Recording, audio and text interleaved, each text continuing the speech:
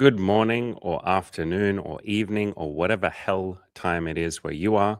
We are here on day 26 of the daily live streams. I believe for a lot of you, it is Christmas today. So, Merry Christmas. I already had my Christmas yesterday. I hung out with Timor. You guys saw him on the stream yesterday. That was an absolute blast. I think he did an amazing job, especially given he'd never done anything like that before and he was a little bit nervous.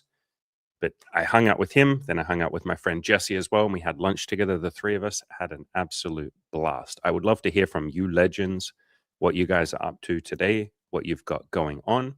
We got Mr. Chad Broman, the man, the myth, the legend himself here in the chat already. Helden, new member. Hello. Hello, my friend. How you doing? Cool sunglasses, you absolute silver fox legend. It's all good game, says early. You were technically, yes. And now you're going to leave us. You say, I might be on and off this stream because I'm doing cool people shit.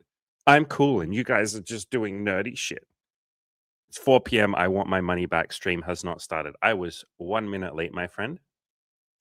You know, I was sitting there this morning. I was sitting in this park and the time was starting to run out. And I thought, okay, like time to start heading back. And I was listening to this absolute chill song by this artist called IHF, who makes this like electronic, really chill music. And the song had like 2 minutes left. And I was like, now is the time to start walking back. But you know what? No, I'm enjoying this song. That is literally the reason why I am late. I was sitting in a park enjoying the song. So I appreciate all of your patience. K215 says, Merry Christmas, Happy Holidays, gang. Happy freaking holidays to you too, brother.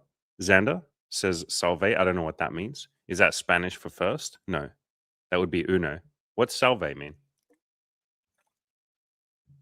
It's All Good Games says, I might take 2 hours, as in 2 hours off work, to enjoy your stream instead. You can. It's cool that you have a flexible job. You said it's a soul sucking job, but at least it's flexible. Yeah, lots of jobs are like maybe not the perfect cup of tea. Like they're not everything that you're looking for, but they are like that little tiny cool thing. So I worked this job.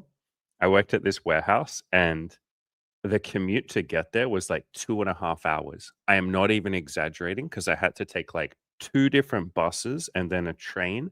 And then I had to walk for like 20 minutes.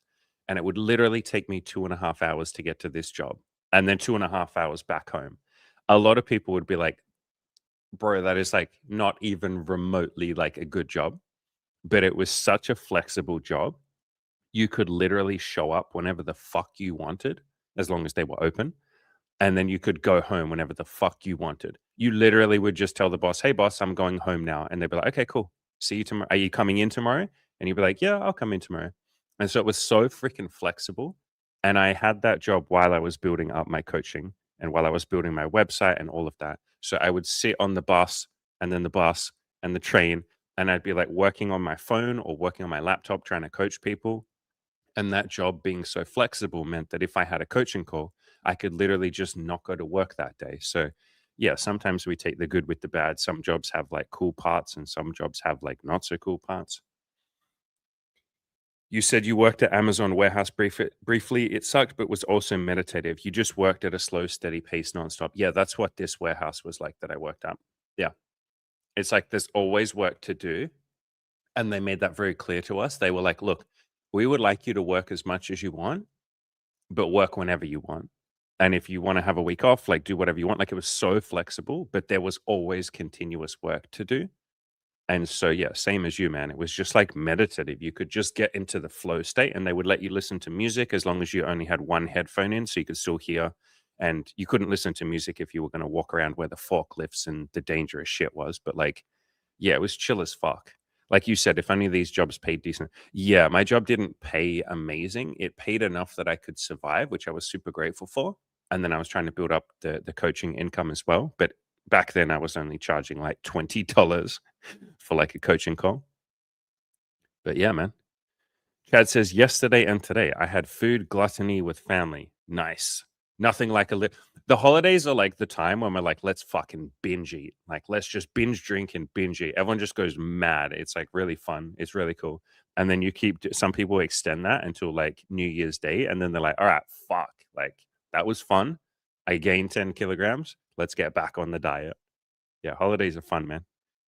I as well asked grandma and grandpa about their families to get a better grip on my family tree. That's really cool, dude. I did that myself many years ago. I wrote a bunch of letters to like all of my family members and kept in touch with them for like a year of letters back and forth. I would have sent hundreds of letters, and I was really grateful that basically all of them wrote me letters back. And I asked about like my mother and how she met my dad. I asked about like her childhood because she had quite a not happy childhood. I learned about my aunt and uncle and how they had met and fallen in love and then broken up and then found each other like 15 years later and gotten back together. Like, I asked about my grandma, my grandpa, like all of my family friends, sorry, family members, like told me about their childhood and shit. And like, what really was striking to me was it sounds funny to say, but how human they all were. That they all had hopes and dreams and fears and doubts and all of that. They're just people. I used to have this concept, and I think a lot of people do, that like your family or your parents or your grandparents like have their shit together and they know what they're doing and they're older and wiser. And it's like, no, they're just people. And people often have no clue what the hell they're doing. So that's cool, man. Xander says Latin for hello. Salve is Latin for hello. Do you actually know Latin or do you just know a few phrases? There's a one of my favorite TV shows is called The Good Place, and there's a character on there that I freaking love called Chidi, and he has this one moment where I want to show his face. I love Chidi so much. Chidi Anugonye, absolute fucking legend of a human being. But he has this one moment where he's like talking about the languages that he knows, and he goes, "Oh yeah, I speak French because I grew up in a synagogue and like spoke French or whatever, and now I speak English and I speak German." And then he crosses his fingers and he's like, "And Latin. I'm hoping that makes a comeback." Do you speak Latin, Mr. Xander? You said absolutely not. Chad said, I can't even pronounce that. Mocky mocky. What the fuck? Aren't those, do you guys know what mocky is? Aren't there those little things? Isn't this what mocky is? The little like fucking Japanese thing? This thing? Aren't you guys talking about this? The little squishy thing? I thought that's what Chad was saying. I learn something new every day from you guys. It's all good games. Asking a real question. All right, come on, give us the real questions. It's Christmas. Come on. No rest for the wicked. Give us the real questions, boys. I get annoyed at not being sure which photos are working on dating apps and which don't. Yeah, I've said this so many times, dude. Like dating apps are like as much of an art as a science. Like it, you're not necessarily going to put a new photo on unless the photo is like drastically better than all of the other ones you've ever taken. But usually you don't just put one photo on there and then all of a sudden like, oh wow, it's clear that that's a really good photo. Yeah, like to some extent this is experimentation and an art form. I wrote an article years ago called "This is all just a big experiment." And I said, you might not know which photo is the best. You might not know like what the best pickup line is. People will tell you what the best pickup line is, like that fucking game that we were playing the other day, which we can play that again, any point that you guys want to, just tell me. But people will often tell you like, you got to have this kind of photo, you have to do this, you have to have a photo of you with another girl. No, wait, you shouldn't have a photo of you with another girl because girls will get freaked out by that and jealous and it's weird. You should have a photo of you with a pet. No, you shouldn't, because every guy has a photo of him with a pet. Like, don't do that. Like, people get really superstitious and almost religious with the advice that they give when it comes to dating. But a lot of this shit is just try a bunch of random shit and see if you get some results. And if you don't, try some other shit. There are general principles, obviously. Like, I think pretty much everyone agrees with the numbers game. Not everyone is going to like you, so you might have to talk to multiple people. I think everyone agrees with self improvement. Like, I don't know anyone that says putting more effort into your style or your clothes or your weight or your grooming or your body. I don't know anyone that would say that stuff doesn't make a difference, or even your confidence and mindset and all of that. So there are some general things that happen or that help. But yeah, a lot of the shit is random, dude. I can't tell you how many times in the coaching, right? Like, I'll be fully honest with you guys. Someone will take a new photo, and me and Cam and everyone else in the coaching group will go, "Holy fuck, dude. That photo is like way better than your other photos. You look so handsome. Use it." And they will put it up there, and then they just won't get drastically better results. and then they'll go back to the old photo they were using, and they get slightly better results. And we're like, what the fuck? Do girls not know? And then I will show those two photos with permission from the client, obviously. I'll show those two photos to women I'm dating, to my female friends, and they'll all agree, yeah, I like the old photo better. And I'll be like, what the fuck? Why? But he looks way better in the second photo. Why? And they're like, I don't know. The first photo just looks more natural or what? Like just some random arbitrary reason. And this shit is incredibly fucking random, man. So it'd be cool if I could give you some science and be like, you need to like remember the game that we were playing the other day, the Super Seducer, where he's like, you have to come in at basically a 45-degree angle when you approach her. You can't come straight on. You can't come from the side. You have to come slightly to the side and from the front, like that angle. I'd love to give you hard and fast rules like that, but they're not real.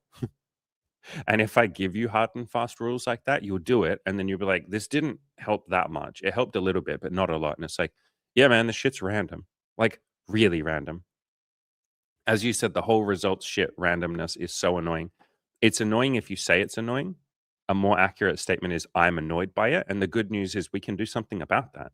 You know, some stoicism, learning some patience, or just letting yourself be annoyed. Like, it's not even a bad thing that you're annoyed. You say it is. Like, as soon as we feel annoyed by something, our brain just goes like, oh, I shouldn't feel annoyed, or I want to fix this, or this sucks. And it's like, you're allowed to feel annoyed, man. Like, I get it. I fully get it, dude. Like, do you know how many times I've been annoyed? And that's the point I'm trying to make. Do you know how many fucking times I've been annoyed and been like, fuck, I don't understand. Why? You go on to say your Tinder guide rules. Yeah, so if remember that I wrote the Tinder guide like 6 or 7 years ago at this point, and like I did used to talk about rules and like you should do this and all of that.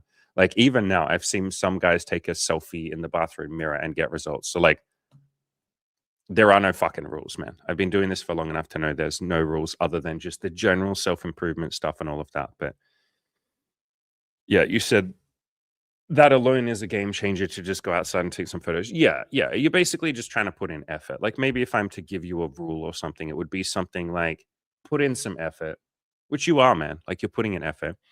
And honestly, like I've talked about this in a few videos recently. There's a video on my channel called Are the Dating Apps Dead? And obviously the answer is like, no, they're not. But someone asked me, like, are the dating apps dead? But in that video, I literally talked about like for a lot of clients, they're getting really frustrated with the dating apps, kind of exactly like Xander. Look at what Xander just wrote here, where he's like, I can't be asked with dating apps. That happens a lot with my coaching clients, a lot. They'll put all this effort into the dating apps. They'll put all this effort into like buying a nice camera or paying a photographer or getting a friend to take photos with them, like of them. They'll put all this effort in and they just won't get like many results at all. One of my clients right now is kind of going through this. Like his pictures are decent. There's definitely room for improvement, but they're pretty good. And he's getting like, I don't know, maybe one match a week. And obviously, not every match that you match with replies to you. So he's talking to maybe like one girl every 3 weeks or so. And we've improved his pictures. He's put in some effort. And I had a conversation with him on a call the other day where I said, look, man, like, what do you want to do? We can either keep going hard with the dating apps and we can take better pictures. Like, there is room for improvement here. Or do you want to just put more focus on going outside and talking to women? Or do you want to do both? Like, we can do both as well. And he thought about it for a bit and he's like, I think I would really like to just put some more focus on going outside. Like, can you guys push me more? Can you encourage me? Can I get some accountability? Like all of that. And I was like, yeah, man, let's do it. And when he goes outside and talks to women, he has pretty good results. Same as you, Xander. It's like in the last couple of days, Andy, you've had like fucking 6 phone numbers or some shit. And so for some guys, for whatever reason, the dating apps just don't suit them. You know, I even feel like this at times. I get decent matches on the dating apps. I've met like tons of women at this point, like a stupid amount. If you go on my website, like most of the sex stories are about are from girls that I met online. But there are many times where I'm just like Tinder's kind of just not really my jam right now. I'm gonna go outside and talk to women. You can do both as well. But yeah, as Xander, you said, the men who get results on them, as in the dating apps, are an exception to the rule. The speed at which you'll get results from cold approach is just so much higher. Yeah, and for some guys, like it's not like that for every man, obviously, which is why I say to all of you, like experiment with both and see what you like.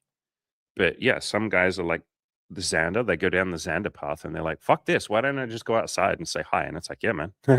And then there are other guys who are like, no, no, no, I really want to crack the code of dating apps. I was one of those guys. Like, I guess I still am. I really want to crack this. And for those guys, yeah, they fucking crush it on there.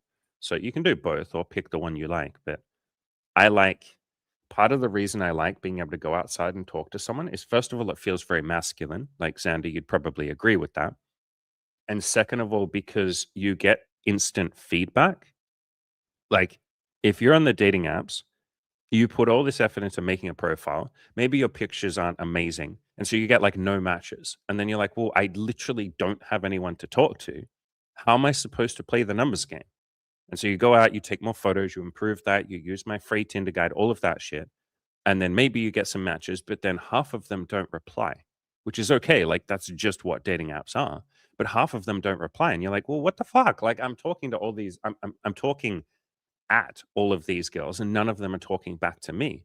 But if you go outside, basically every woman responds to you. They might say, no, thank you. I'm not interested. Or thanks, but I have a boyfriend. But like at least the fucking person acknowledged you.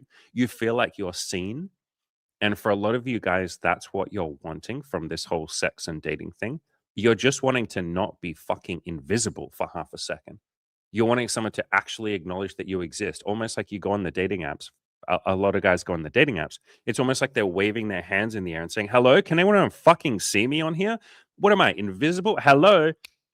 Somebody, hey, whoa, somebody, does anyone fucking see me? And like, it feels sometimes like nobody sees you. But if you go outside, she's like, oh, thank you. That's so sweet. Ha ha ha. Like, and you're like, oh shit, this person is talking to my face. She's looking at me. You almost want to like reach out and like touch her face and be like, are you real?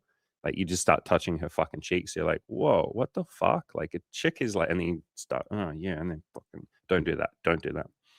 But yeah, for those guys, I say you can go outside and talk to some chicks and you will get some acknowledgements. Xander, you said you did much feasting yesterday, which was our Christmas, my fellow Australian. Hell yeah. It's all good games. You said, I guess that's another benefit of real life approaching. You don't have to think about photos. Yeah, for sure. Yeah, sometimes I will get a guy that will like not complain, but just express like deep unhappiness with the dating apps and be like, I hate this. Like, I hate taking photos and shit. I'm like, cool. Why don't you just go outside? And if you can't talk to women yet, then do my approach anxiety program. But like, you're not stuck just because you don't get results on the dating apps. A lot of people, like, not really you guys, but a lot of people will complain a lot, bitch and moan a lot about dating apps and just say it's not fair, like it's stacked towards women and men have to spend so much money on the dating apps and this fucking sucks. And it's like, yeah, I get all that. Just like you're allowed to go outside though. If you struggle with that, like I said, do an approach anxiety program. K215 says, I've been eating good. I love the good place. Oh, the TV show, Love the Good Place. Hell yeah. I have a friend who looks exactly like him, like Chidi. Are you just saying that because your friend is black? Are you just saying that because your friend is black? That's racist. No, but to be fair, so for like a 6-month period, anytime I would see a black guy, like in some advertisement or TV, I would snap a photo and I would send it to my friend Jimmy, who's like from Nigeria. And I'd be like, bro, is this you? And like,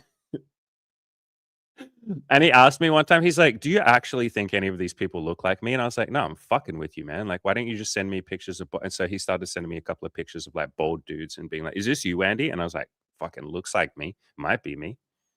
Like how you guys say I look like Cam because we're both bald gingers. K215 also says, so what is your display picture? What is your profile picture, bro? The fuck is that? Is it like a close up of a couch? I don't even know what I'm looking at. Andy, I've been doing the work from Byron Katie's books. I'm trying to be patient, but I still feel tense from time to time. That's completely normal, my man. I have a billion times I feel tense.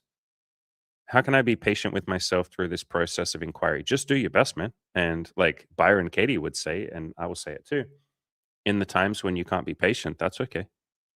Like you don't have to always be patient, dude. Like be as patient as you can in the moment. And if you're grumpy and impatient and angry and all of that, like feel those feelings, man. Like that's part of the work is basically what I'm saying. Like inquiry, like doing Byron Katie's work or any self-improvement work, like all the shit that you guys do, it brings up all the feelings that are being bottled up. Like all the frustrations, the feelings of like, I just want this to hurry up and be fixed. I wish I didn't have to do this stupid stuff. Why do I have to put in effort, but women don't really have to put in effort in dating? Like, why is life hard? Sucks being a man. Like, all of that shit comes up. And so that is part of the process. That's kind of why you're doing the work. That's why we do self improvement. You guys don't think that's why you do self improvement. You guys think you're doing self improvement so you can get pussy, or so you can make money, or so you can be happy. But part of that process is a lot of shit comes up, and then we deal with that. We learn how to be more stoic, we learn how to process it and all of that. And then we're more resilient, and then it's easier to work on your goals. So, like, part of the process is the frustration that you're feeling and the lack of patience. But patience is something that just comes with practice, man. Like, funnily enough, my answer here is just do the work more. Like, do this more. And the better you get at it, there won't be a need for patience because you'll just be better at it. But yeah, it's if you need to take a break at some point, you can do that too. Like anytime you feel frustrated, why don't you put the work down, go for a little walk for like a minute or 10 minutes? Like you don't have to push through the frustration, I guess is what I'm saying. In the moments where you're impatient, you can just do something nice for yourself and go chill out. Same with any of you working on like your dating goals or something. You know, if you have like Xander, you've had plenty of moments, dude, of like frustration. And we've suggested to you a few times, do you want to take a day off? And if you say, I don't want to take a day off, it's like, okay, what if you take like 5 minutes off? So if you're out there approaching and like five women in a row just are not interested, what if you sit down on a bench for 5 minutes and chill the fuck out? Like there's always a little break that we can take.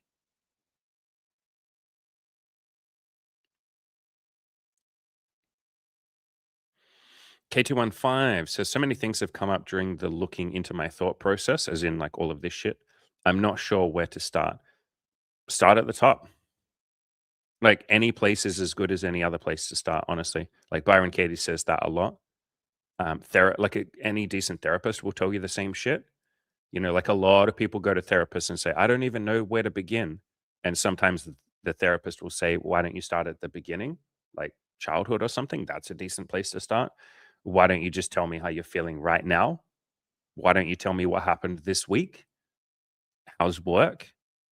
How do you feel in your relationships? Like you just pick anything, like it doesn't matter. I think we're so used to thinking that everything has a beginning and a middle and an end, like a book or a movie or a TV show. But when it comes to your thoughts and like your self improvement, there doesn't have to be a beginning. Like I get this question a lot. Guys will be like, do I start working on my dating life first, or do I work on my self improvement, or do I work on business? Like, what do I do? And I'm like, I don't fucking know. Just pick whatever one feels interesting to you. Flip a coin if you can't decide. Like, it doesn't matter whether you start work on your dating life or your business or anything else. Just pick anything, guys. Like, it's all the same.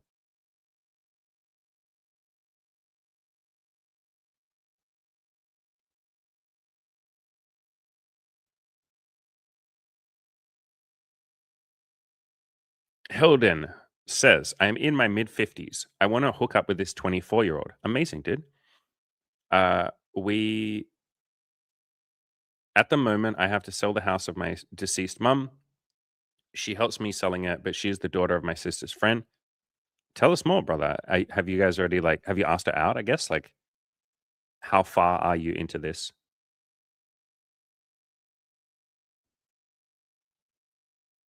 Xander, you were talking about the apps and all of that. Like you can work on all of this stuff, or just fucking do cold approach. Yeah, yeah, yeah. There's always women outside that would be very happy to talk to you. Xander, the man, the myth, the legend said, I got 7 conversations, 5 phone numbers, and 2 dates in 2 days from 10 approaches. Yeah. I think you know as well as like anyone else that that's like a really good run. So you basically got 5 phone numbers out of 10 approaches. Yeah. Yeah. I've had some runs like that where you just I don't know, the clouds part, the sun shines forth and it feels like divine intervention. All of a sudden, like you walk up to 5 girls and a bunch like 4 of them are just like, sure, I'll give you my phone number. Sure, I'd love that. And you're like, what? I don't know if I've told you guys this story on the stream, but like Cam, he first came to me for coaching and I took him out in person to talk to women. And the first 7 women that he hit on, so 7 approaches, he slept with 2 of them. The second woman that he ever hit on, he slept with. And when he slept with her, I said, like, Like, I was trying not to, like, discourage him or anything, but when he slept with the second girl that he hit on, I was like, "Wow, that's, like, really impressive, man," and also just, like, that's random and that's really cool. And then when he slept with the second girl after, like, 7 approaches, I said, "Okay, okay, okay. That's amazing. I'm so happy for you. Just don't be surprised if that doesn't happen again." And then he hit on 100 more women and didn't sleep with any of them. So, yeah, some people just hit random luck. There was a guy on the Good Looking Loser forums. The first woman he ever hit on, he ended up marrying. And we talk about him a lot. I can't remember his username, but it's like, yeah, dude, that's like fucking crazy. That's like unbelievably, insanely crazy. So, yeah, some guys will go out and talk to 100 women, like Timor yesterday. My friend Timor, who came on yesterday, he, in his first 100 approaches, I think he did 100 approaches and didn't sleep with anyone. And then it was like somewhere in the next 100 that he slept with this cute little Japanese girl. Doc Taco says, Andy, what's your opinion on the concept of frames and buyer's mindset? A lot of other coaches have brought the mentality up. I have no idea. Like, I don't know what that. Can you give me more details? I mean, maybe I could Google it, but like, I'd love to hear from you more. So I guess that's my opinion. I don't know, but yeah, I don't really know anything about that, dude. If you can explain it to me like super short, maybe in a paragraph or two, then I can probably give you a better answer. I know what frame is. Like, it's just mindset, basically. But I don't understand, like, buyer's mindset. I don't know what you mean by that. K215 said, I got an email from a coach who I used to follow who basically wrote a stream of consciousness to all of his old clients saying that we're all losers. And oh, wait, really? Really? Do you, are you sure? I'm not trying to fucking like question you. But like, are you like he was literally saying that you're losers? Really? I'm not trying to question you, dude. I'm just surprised. I guess I'm surprised. I'm surprised. You know, when you hear something surprising and your first thought is like, are you sure that happened? Like, well, first of all, bro, like you're not a loser. I feel like you know that.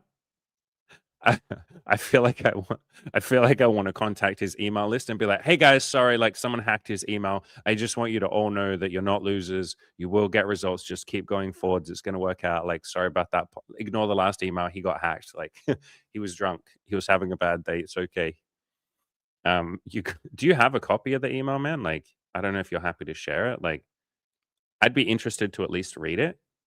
Would that make you feel better if we read it out on stream and maybe we can go through it and like say why parts of it are not true and you guys are not losers? And like, also, why would you be a loser if you're trying to work on something? But like, if you still have a copy of it, you're welcome to email it to me, dude. Like, forward it to me at andy@killyourinnerloser.com. That, by the way, is part of why I moved away from the Kill Your Inner Loser username, even though it's still my email address.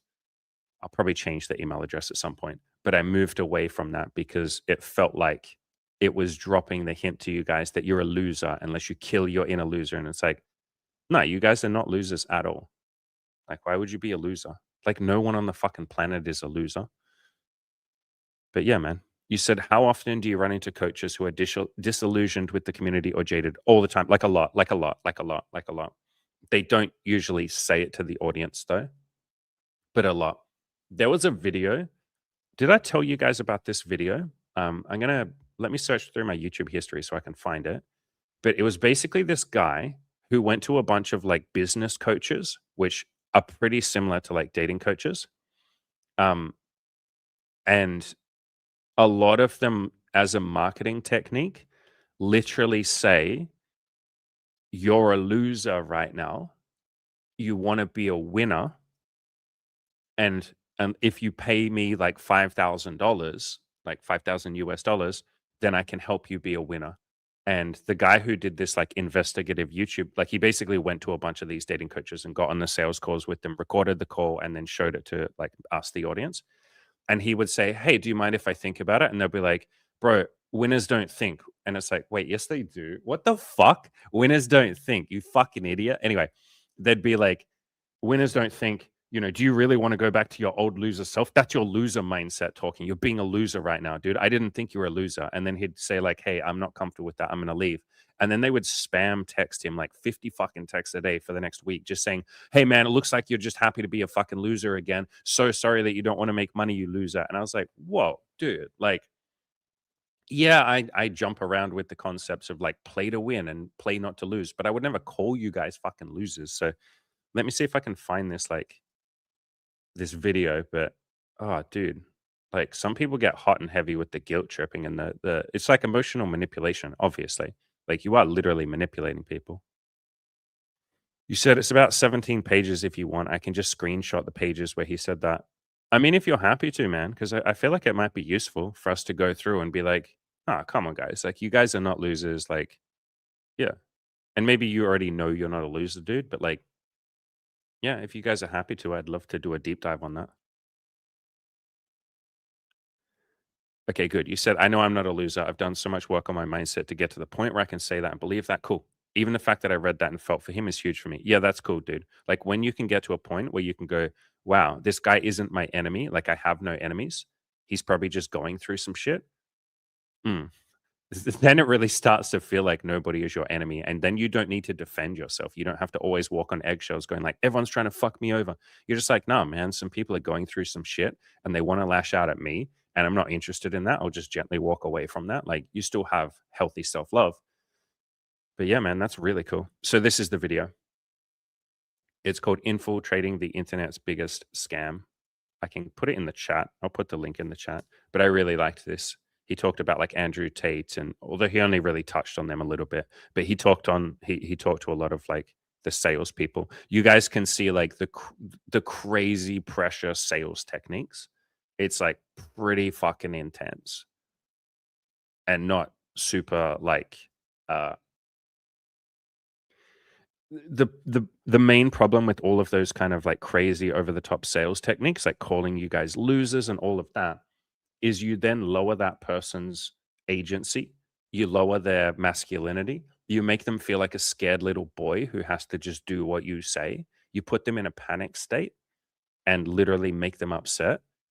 How is that going to make a good business owner? And in dating, how is that going to make a masculine man or a comfortable, assertive, happy woman? How are you going to make a masculine man if you make him feel afraid and that's how he comes into your coaching program? You then have to fix that. Like, how do you then teach him to think for himself after you just bullied him into doing something that he didn't really want to do? Yeah, Xander, like you said, like a timeshare salesman locking people in a room until they sign contracts. Yeah, it's like that kind of shit, man. Yeah. Yeah. A lot of this was that kind of stuff. And I even feel bits of this sometimes with you guys, like not all of you, but like those of you who've signed up for the coaching. I've done a couple of calls in the last couple of weeks because I had that coaching deal on for like 30 days. I had a few people that came on the calls and you could tell they were a bit like anxious of like, fuck, what if I miss this deal? And I would literally I literally said to all of them, like, look, if you don't sign up for coaching, you'll be fine, man. Just keep coming to the live streams or follow some other coaches as well if you want. Like, read all the free content. Like, just do this and do that and keep working towards your goals. You'll be fine, man. If you want to pay, then that will, speed things up a little bit, or you'll get some love and access to me and all of that. But like, you can do this without me, dude. Like, you don't need me. If you want to sign up, you can. And a couple of them were like, fuck, man, I just want some time to think about it. But like, your deal is ending in 2 days. Like, I don't have enough time to think about it. I need to decide now. And I was like, bro, fucking hit me up in a month or two and I'll give you this deal. It's fine, dude. Like, just go think about it for a while. I'll give you this deal. Like, don't sign up if you don't want to. Like, chill the fuck out, man. I don't want you coming to the coaching program having a fucking panic attack because then I have to fix that.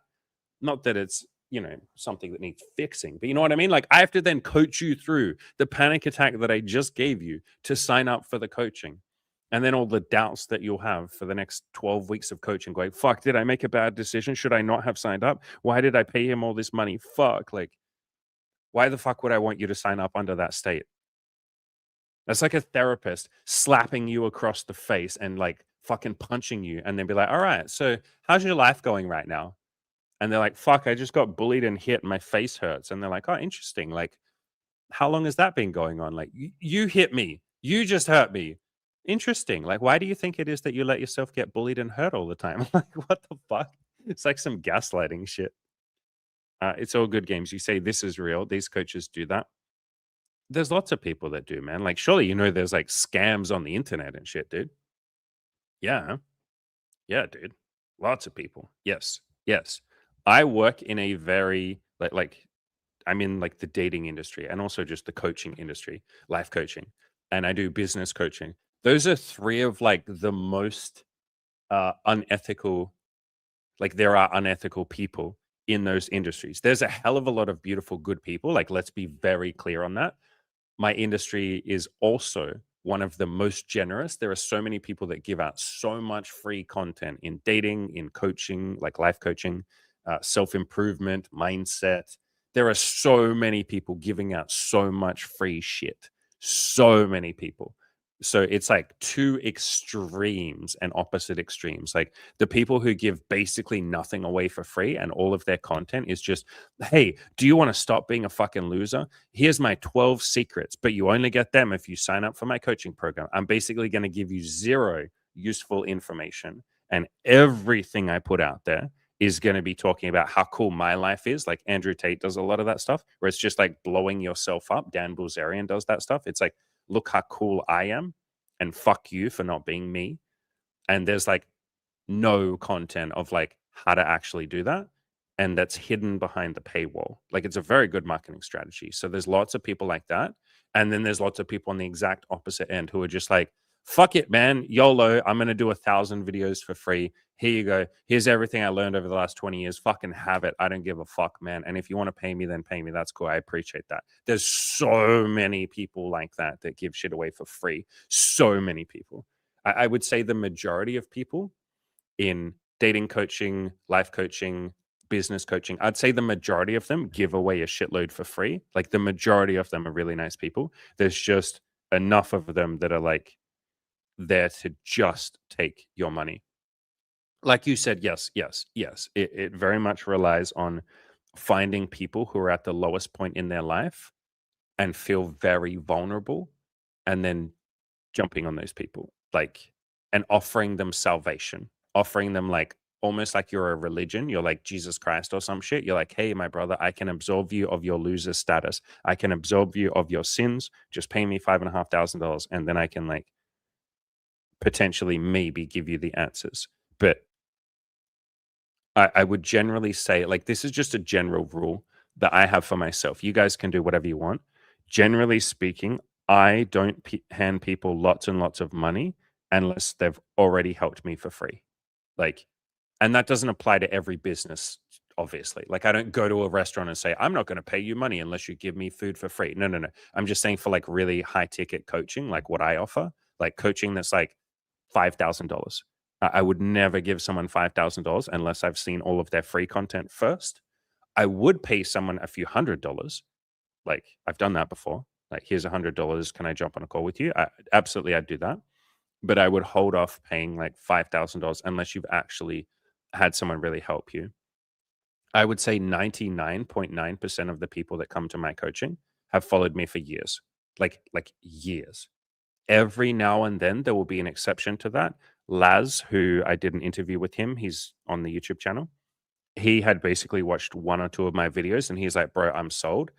Even then, on the first call that we did, I said, are you sure you don't want to go and watch more of my content to make sure we're a good fit? And we had a really long first call before he signed up, because I was like, I want to make sure you understand the stuff I'm going to help you with and my mindset and the way that I like to do things. I want to make sure you understand what the coaching structure is so you don't have any surprises or something. And he was happy to sign up. I also had a woman many years ago who watched one of the BDSM videos, and she literally just watched that one video and reached out to me for like private one-on-one coaching, like the highest tier coaching. And I had a long call with her too. And I was like, hey, have you, like, what have you watched? And she's like, just that one video. And I was like, okay, here's what the coaching is. I want to make really sure that you know what you're getting into so I don't get surprised and you don't get surprised. I don't want you to be disappointed. And so this is what the coaching is. And she was like, that sounds great. And yeah, but that's rare. Most people have watched a shitload of my content first. It's all good games. You say anyone with self-respect would tell such coaches to get the fuck out. Yeah, but that's the point, right? If you're in a really low place and someone drills into you how much of a loser you are, and you really start to believe that, or you already believe that about yourself, if they then say, I'm a winner, which is, like people like Andrew Tate and people like that, nothing against them, but like their whole marketing platform is built on look at my Lamborghini, look at my cool life. I got lots of bitches. You're a fucking loser. I think all of you are losers. I'm really cool. If you see that person, you start to think that they are the things they say they are. And maybe he is cool. I don't know. I've never met him. How can I know if he's cool or not? But you start to believe the marketing, and then you start to see that person as your ticket out of loserdom. You start feeling like I'm not good enough. They are good enough. Fuck, man. I'm going to pay them and trust them and just hope. On blind faith, I'm going to hope that they help me. And maybe they do. I don't know. I've never been in Andrew Tate's like coaching community, have I? Maybe they help, but that isn't the way that I would like to run my business. That isn't the way I try and run my business. I would rather just like help you guys as much as I can, be there for you as much as I can for free. And a small percentage of you, a really tiny percentage of you, give me money. And that allows me to keep doing it. So like I like that better because then I'm serving more people. Like I can help more of you. Because if I help you for free, then like seriously, 99.9% of you will never give me a dime, like never give me a single dollar. So I get to help like 1,000 times more people than if I only helped you by taking your money. So it's like I literally get to help 1,000 times more people. Like fucking hell, of course I'm gonna do that. You say it's all a symptom of capitalism, people being, yeah, but every time someone says it's a symptom of capitalism, take one step back from that, like zoom out one level. What does capitalism come from? People. So you could say it's a symptom of the ego. You could say it's a symptom of like greed, whatever you want to call it. It's a symptom of like ego that some people become these hounds because they feel they need the money and they need the success. Yeah, the ego tells stories of like, I need more, I need more, I need more, even at the expense of your fellow man. Yeah, the ego could not give a like if you just let the ego go crazy, the ego could not give a fuck about anyone else unless it affects the ego. So if you let an ego just run wild, the only time it will care about other people is if other people would give consequences. Like you'd go to jail if you like for a lot of people that are heavily into like capitalism or the ego, the only time they'll ever slow down is if they go to jail. Even then, potentially not. So yeah, we can just notice all of that and coaches like that, and we can just go like, hey, that's cool. No fucking thank you. And we just go in the opposite direction. Like just get the fuck away from that. K215, you sent the screenshot to the email. Cool. Let me just scroll back up because I skipped a couple of your questions at the start. So I want to read those first and then we're going to go through this email. Oh shit, dude. He sent a manifesto. K215, he sent a manifesto, dude. You took screenshots of a PDF. How many pages is this PDF? Why did he send you guys like a fucking there's so much to say in this, bro. We could absolutely go on a deep dive on this. And this is crazy timing because I've literally been having these conversations with ChatGPT, with my friend Cam, with my friend Jesse, with fucking Molly. I've been having these exact conversations about how a lot of coaches get burnt out and why. And I did a video related to this. Remember that video I did you guys a couple of like weeks ago called Most Dating Coaches Teach You the ABCs. I teach you poetry. And when I talk about the ABCs, I mean like the beginner questions. Part of the reason why I don't focus on the beginner questions as much with you guys, and I teach you about mindset and all of that, is so that you can think for yourself. I can already see from this email that you've sent me that this coach is really burnt out on having to answer the beginner questions. He literally said you guys are like tedious. No, that's just because you're sitting around answering beginner questions over and over again. What you do if you want to not feel burnt out as a coach or a content creator is you answer each beginner question once, maybe twice, maybe 5 times, right?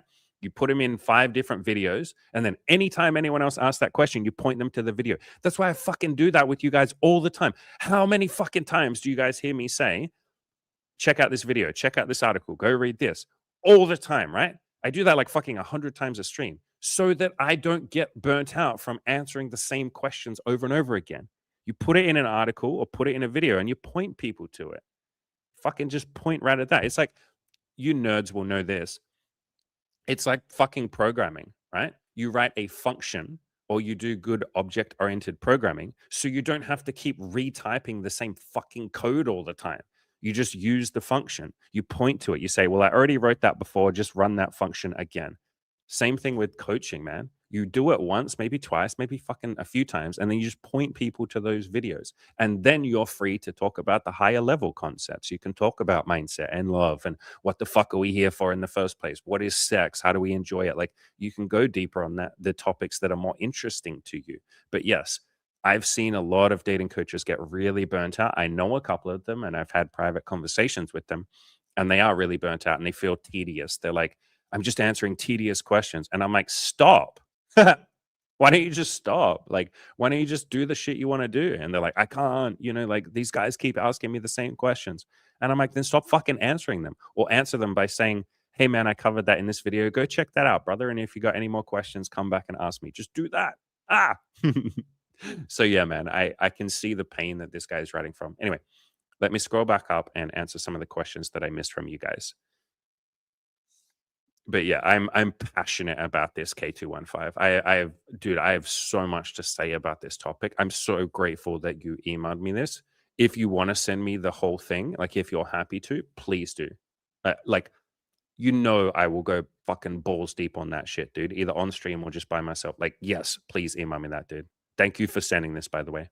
Like, I can just understand what this guy is going through because I felt parts of it and then intentionally said, I'm not going to keep going down this pathway because I will just build up resentment. My mission with all of you guys is to never resent you. And there's been lots of times I have been tempted to resent you. And I've deliberately taken a step back and said, no, I'm not going to do that. A good example, we talked about this a few days ago where a few of you, I think it might have been you, It's All Good Games, where you're like, hey man, like when can you get some more of us on the stream? Remember, I said to you guys, I feel sometimes like pressure that I have to do things that I don't want to do. And you guys are not even pressuring me. You're just asking me. I'm going to choose to say no. That's me intentionally looking after myself so I don't fucking feel burnt out. Like that's self love, boys. That's like boundaries, if you want to call it that, so that I don't fucking get burnt out. I do the same on the dating apps. If I am getting no matches or if I go outside and talk to a bunch of women and a bunch of them say no, I will sometimes take a couple of days off and be like, all right, man, I'm going to chill. I'm feeling a little frustrated, or I'm feeling like I could potentially start to be frustrated. All right, let's chill the fuck out, man. So like, I know exactly how this motherfucker is feeling. I get it. I understand everything he's fucking feeling. I felt it. Helden says, "What do you think about the idea of paying a female photographer to get pics for dating apps?" Yes, we've done that with quite a few clients. Y- you are going to have to explain certain things to her though, because a lot of female dating photographers that we've had our clients go to, they take photos of the guy that make him look I don't know how to phrase it other than to just say like looks like a nice guy, almost like they're taking stock image photography of him that looks like he looks really nice and polite and all of that.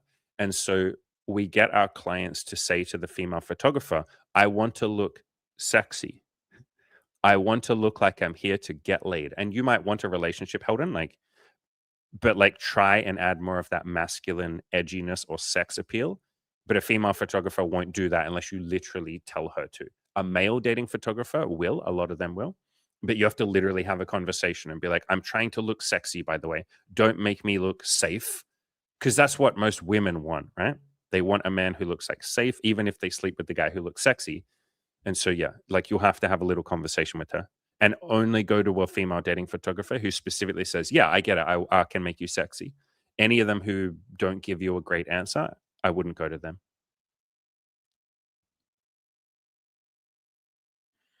Before we were talking about taking a break, and Xander, you said, yeah, sometimes I've taken like a little coffee break or something if 5 women in a row don't really talk to me. Brilliant. Good. Yes. Great. Amazing, dude. Perfect. Helden, so this 24-year-old that you were talking about, you said we only chatted on WhatsApp about the place to sell. I feel she thinks I'm attractive, but I'm not sure if she's into me. The only way that you ever know, so this is just a general rule for all of you, the only way you ever know if somebody is into you is by asking. Like there's no way to, unless they specifically tell you, hi, I like you, or they start flirting and like literally touching your face or some shit, or she grabs your penis. Other than that, just ask her out. So you can wait till after you've sold the place if you want, if that feels more comfortable for you. A really good, like I can relate to this a lot. My friend Jesse, he installs air conditioners and he does like electrician work and stuff. And sometimes he'll be working on some, like in some woman's house, and she's really attractive, and they're kind of flirting, and he's getting the feeling that they're into each, like he's getting those feelings that they might be into each other. What he always does is he will like install the air conditioner, do all the work. Once it's all done, it's all signed, it's all professional, everything's been done perfectly. He will then say to her, by the way, if you're single, I'd love to take you out for a coffee sometime. I'd be very professional because we've worked together and all of that. If that's something that you would like, I would love that. If not, it was really nice working with you. I'd appreciate a 5-star review. Thank you so much for your time. It was cool. And he's had a few women that have said, actually, yes, I was really attracted to you too. I couldn't tell. I don't know if you could tell, but I was flirting with you. And he's like, "Cool, would you love to grab a coffee?" And so they go out. So he's done that a few times. And some women have said like, "Hey, I'm not single, but thank you. That's really flattering." And he's like, "Beautiful. And if you ever need any work done in the future, feel free to reach out to me. I'll obviously be very professional. I understand professional boundaries. I want you to know that I take my business very seriously. I'm not going to, do anything inappropriate. I've asked you out. You've said no. I respect that." Yeah. And some of those women have literally used him for more business in the future because he's so professional and like chill about it, and like he has that professional boundary. So yeah, you can wait until this, like, you sell the house with this woman, and then I would just reach out to her, man, like text her or just say to her in person, like, "Hey, like I'd love to take you out for a coffee sometime if you'd like that. If not, that's all good." And then she'll either say yes or no. This is one of those things where it's like, shoot your shot, man. All right, Doc Taco, you were before talking about the idea of like buyer's mindset. You said buyer's mindset is basically she has to convince me. Uh, that's not really something I ever do. Like, nah, because it feels combative, and I'm not there for combat sports. I'm not there to make dating a boxing match. And I would tell you guys not to have that mindset with women either. Like I would tell you guys not to be like, "Oh God, I have to convince her. Like, please, please like me, please like me." My mindset is basically like I have no expectations, only curiosity. I'm gonna walk over there. I'm gonna shoot my shot, and if she likes me and I like her, then cool, we'll hang out. If not, that's good. I'm not trying to convince anyone, and I don't want anyone to convince me. Um, in the bedroom, I do a little bit of that, but that's more like sex play. You know what I mean? Like in the bedroom, I definitely do this, man. Where especially the first time, I find that really fun. Like we'll be in bed, we'll be naked, we'll be making out, and I will say to her like, I'm not really sure if you get my penis tonight." And she'll be like, "Please, please, what do you mean? Please fuck me." And I'm like, I don't really know. I don't know if you really want it, but I have a big smile on my face. Like it's obviously a game. I'm not like making her convince me, but it's kind of like a sex begging thing. And I'd be like, I don't know. I mean, I could have sex with you. What's the time? It's 5 p.m. It's getting kind of late. I don't know. Maybe I'm a little tired. Plus, I don't think you really need sex. Like girls don't need sex. Guys are the ones that are horny. Women are not really horny. And she'll be like dripping wet. She'll be like, "Please, I'm so horny. Please look. Can't you tell I'm wet?" And I'm like, I guess you're kind of wet. Maybe we could have sex. Maybe just for a minute. What do you think? Just for a minute. She's like, "Please, okay, just for a minute, please." So like I definitely do that. That's really fun, but I have a big smile on my face. But yeah, when approaching, no, I everything I advocate to you guys and what I like to do myself is seeing women as my teammates. Could you imagine, like, imagine if you're on a basketball team, like you're in the NBA or some shit. Would you have the mindset of like, these guys need to convince me that it's worth playing with them? It's like that would be a dog shit team. Like you wouldn't pass the ball to them because you'd be like, no, they have to convince me that it's worth passing the ball to them. Like it just wouldn't work. And so the same with dating. I'm just not a fan of anything that divides men and women because that just makes it harder for intimacy, harder to have sex, harder to date, harder to open up, less likely that she'll stick around. So yeah, I'm generally speaking like just not a fan of anything like that. However, I would say part of dating, and you kind of went on to say this, like you said, on the date, you can see if she can convince you. No, on the date, like It's more like I'm seeing if we like each other. So there is screening. There's like a process of discovery of like, do we like each other? But I'm not doing that in like a combative way, if that makes sense. And you went on to say, like, the idea of like you're the prize and she has to win you over. So that can be helpful at first for guys with really low self esteem who are used to chasing women and basically begging them to like them. Starting to reframe that and going, like, wait, maybe I have something that's worthwhile about me. Like, I wouldn't say it as like you're the prize, but like, this is why I encourage you guys to write a list of 50 things about yourself that are likable so you can build your self esteem. But if you say it as like you're the prize, that's just pure ego. That's 100% fucking ego or pride. And pride cometh before the fall, as the saying goes. I've talked about this a lot. This is the map of consciousness, and it was made by a guy called David Hawkins. It's basically a mapping of the major like categories of emotions. Down the very bottom, you have, shame and guilt and all of those, which I'm sure you guys don't want to feel lots of fear, shame, guilt, anger. Like those don't feel great, right? And then at the top, you've got joy and love and reason. Reason is just being like logical and stoic and all of that. If you look down here, you've got pride. Pride is really high on the map if you're used to being down here. So if you're someone who feels lots of guilt and shame, then yeah, it can be really helpful to be like, what if I'm the prize? That immediately pulls you up into pride. That's a huge jump. Yeah, that will make such a difference in your dating life. That will absolutely help your results. It's just that there are then higher levels above that. Like a higher level above that would be neutrality, just being neutral, being like, what if I'm the potential prize and she's the potential prize? Maybe we both win together. Wow, that's nice. It's like we both get to win the lottery. It doesn't have to be one person winning and one person losing. And so, yeah, I would aim more for that, like seeing both of you as the prize, or the actual truth of it is we're going to figure out if we're both the prize. We're going to figure out if we're each other's prizes. Am I the prize? Is she the prize? We'll fucking figure it out. But yeah, I'm just not going to encourage you guys to do something that makes it a combat sport or makes it me versus her. A lot of people see dating as what is called a zero sum game where one person wins and one person loses. Like, I'm the prize and she needs to earn me and she's lucky that I'm with her. And it's like, if you're calling yourself the prize, doesn't that also kind of somewhat imply that you're not really getting much of a benefit of dating her? Almost like you're doing her a favor. I don't want to date people where I feel like I'm doing them a favor. I want to date people where we both win. So, yeah, the idea of like you're the prize is a really nice, like, it's a nice concept. It's a limited concept. There are concepts above it which will help you even more. Right, Helden. So with this girl, you said, I feel like I'm overstepping unwritten rules because she's the daughter of my sister's friend. I'm trying to fucking calculate that in my head. So your sister, friend, daughter. Yeah, if it makes you feel more comfortable, man, you can just talk to any of the people in that diagram, that link. So you could talk to your sister and be like, "Hey, I kind of like this girl. What do you think about that?" You could talk to the sister's friend and say, "I'm into her. Like, what do you think?" You could even talk to the daughter herself. Like, so you could tell her, "Hey, I find you attractive. I think you're cute. Blah blah blah. Do you want to go out?"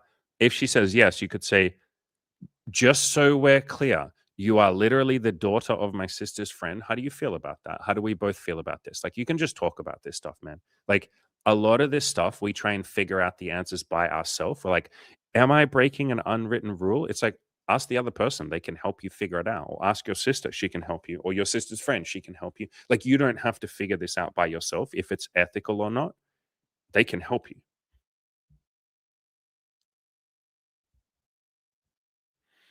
So the conversation before, you were saying anyone calling a bunch of people losers is a very unhappy person. Yeah, yeah, yeah, yeah. I say this a lot to you guys. Like, if you go out there and approach a woman and she gives you a really negative reaction, like she's really rude to you, your first thought can be, all right, she's probably having a really fucking bad time of life. Like, it's probably not even remotely about me. Like, that's what I came to learn about negative comments on my YouTube channel. I used to take them really personally and be like, "Fuck, like I've made a mistake. I did a bad job of this video. Maybe I'm wrong." Like I felt I would gaslight myself basically. And then at some point I was just like, "Wait, this person probably just is grumpy. They're probably just having a bad day. Maybe they're drunk. Maybe they just lost their job. Maybe they just can't fucking be bothered being nice today." Which for some people, yeah, sometimes they just can't be bothered being nice. So yeah, it's usually not about us at all. All right, so this email, K215. Yeah, you're talking about all of that, blah, blah, blah. Let me scroll down. 17 pages. Okay, this guy sent a 17-page manifesto. Is there helpful stuff in it? I get like before I read it all, we're not going to read all of it here on the stream, but were there parts of it that were helpful? Like, was he giving some useful advice, or is it sort of just like 17 pages of like, y'all fucking suck. I hate all of you?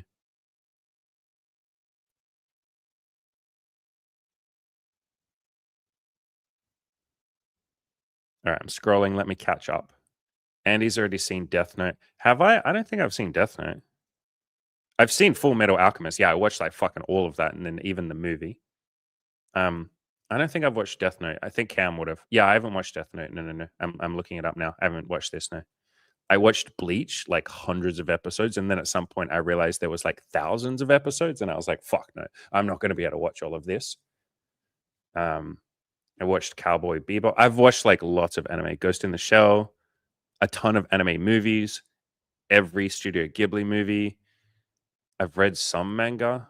Um, I've watched parts of like One Piece and liked it. I like the themes of friendship and shit like that. Yeah, these days I don't have. I appreciate all you guys that give me recommendations. I'll just be very honest and say I'm never gonna fucking watch them. Like I'm just not. I have literally hundreds, maybe thousands, like of recommendations. If you do this shit for long enough, like if you have a YouTube channel and a blog, people recommend you stuff all the time. And at some point you're just like, I can't. There's like thousands now. So I just straight up tell people like I appreciate your recommendations. I'm just never in a million years going to listen to anything. Not never. Every now and then, there's like a 1 in 1,000 chance that I will listen to your recommendation. Like a 1 in 1,000 chance. But I do appreciate the recommendations. I just want to be fucking honest with you guys so that you're not just like recommending me something and being like, "Oh, Andy's gonna love this," and it's like, "Nah, he won't. He's just not gonna get time." I have like thousands of books. I have like an entire stack of books over in the corner that you can't see. I have so many books I haven't read too. My Kindle has like hundreds of books on it. K215, you said, I followed another coach before I really started listening to you that said approaching without getting any results is a waste of your time. It depends on how many you're doing. You know what I mean? Like if you did 1,000 approaches and you had never gotten a single girl's phone number, then I would say, okay, pause. What the fuck is going on? Like, what are you doing? Like, you must be doing some wild shit. And I have actually had one client who had done hundreds and hundreds and hundreds of approaches and basically gotten like one phone number. And I was like, okay, okay, okay, pause. You've done more than enough approaches that we have a big sample, like a decent sample size now. Walk me through what you're doing. And he walked me through it. And he was basically never asking them for a phone number. And I was like, dude, wait, when do you ask them for the phone number? And he's like, well, I only ever ask if like she offers it to me. And I was like,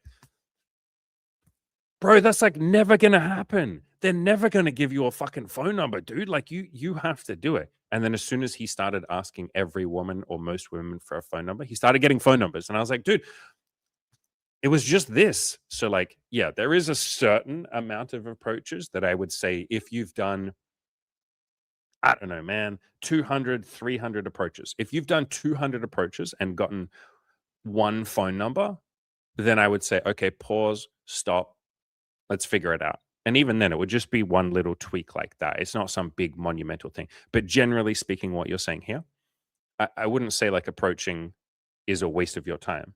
Like, no, like you'll keep doing it, you'll learn, you'll ask questions. Like, I would also say get some feedback and all of that. But yeah, I'm not sure what that coach meant when he said like following the process. Obviously, I haven't heard what he said.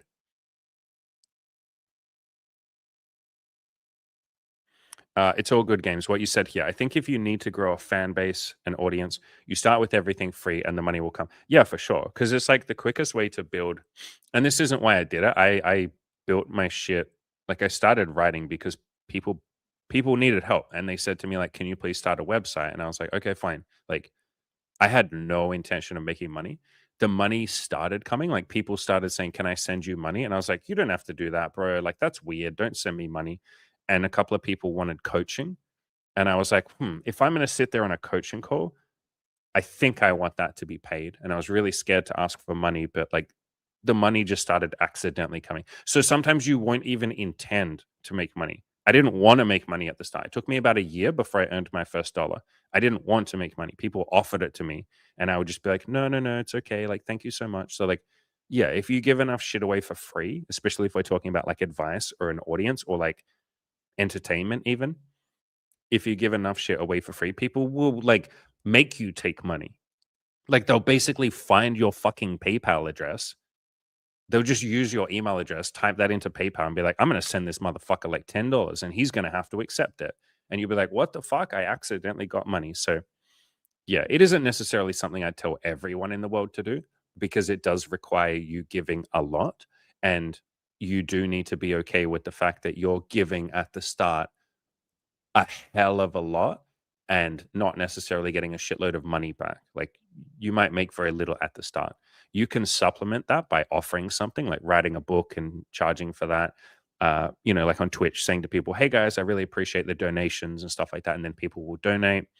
You could have a Patreon and offer stuff. You could do coaching. Like, there's ways to make money, but yeah, generally speaking, at least for me, it's been really nice to just give away everything for free. Like, there's never going to be I can't even imagine something that you guys would ask me that I would not tell you for free. Like, what would you guys ever ask me? The only things there is if you asked for my time, then I would just say, "Hey man, I don't have a lot of free time and so I charge for that." Like, that's the only even then I still give away enough of my time for free. Like, but that would be the only thing I can think of. You might say something like, "Could you please look at my Tinder photos?" But even then, I do that for free with you guys on the live stream. But outside the live stream, if you emailed me and said, "Can you take a look at my dating profile?" Then I would say, "Hey, man, either come to the Abundance Collective for $200 a month or jump on a $200 call with me," and then I will. But that's just because that takes more time. But even then, I'd still give you like general advice for free. I mean, the Tinder guy's free. So even that's, yeah, I can't imagine a question you guys would ever ask me that I would withhold the answer to. I'd still give you a really short answer and then say, if you want a longer answer, you can pay me for coaching. But here's a short answer. So yeah, I like that strategy of just saying everything for free. Because then you guys never feel like something's being withholden from you. You know what I mean? Because then it doesn't feel like an ethical way to like sign up for coaching. If you're like, fuck, like I think he has the answer hidden away and I need the answer. I'd rather just tell you the answer and then like you can buy my time if you want to, or buy, you know, accountability or whatever it is that you might want from coaching. Doc Taco says the rule of thumb is the more aggressive the coach is, the more a waste of money it is. Yeah, I didn't tell you guys about this. This you just reminded me of something, man. Um, so like 3 or 4 months ago, I wanted some help with my finances, right? Because I was like, I'm making lots of money, but I don't seem to be able to hold on to the money. Why is that? And long story short, really long story short, because I had no idea about money, I was uneducated about money and I was overspending on like so many fucking products and services to help my business that I didn't fucking need. And I've overspent $40,000 on taxes in the last like, so I got a new accountant and they're fixing that up for me. So I'm going to get like a $40,000 refund. And so, yeah, this just, I had no idea about money. Let's just phrase it like that, right? I was naive about money. That's the short version. But I went to a couple of people for help. Like, I did some Google and I sent an inquiry to one person. I was basically like, can you help me with this stuff? Like, get better with my money. And the guy called me and he was just so aggressive in what he said, like, and the way the solution. What he wanted me to do was to declare bankruptcy and shut my business down. And I was like, wait, what? But then can I start another business and coach people? And he's like, no, you won't be able to because once you declare bankruptcy and go into liquidation and all of that, you can't then operate the same type of business.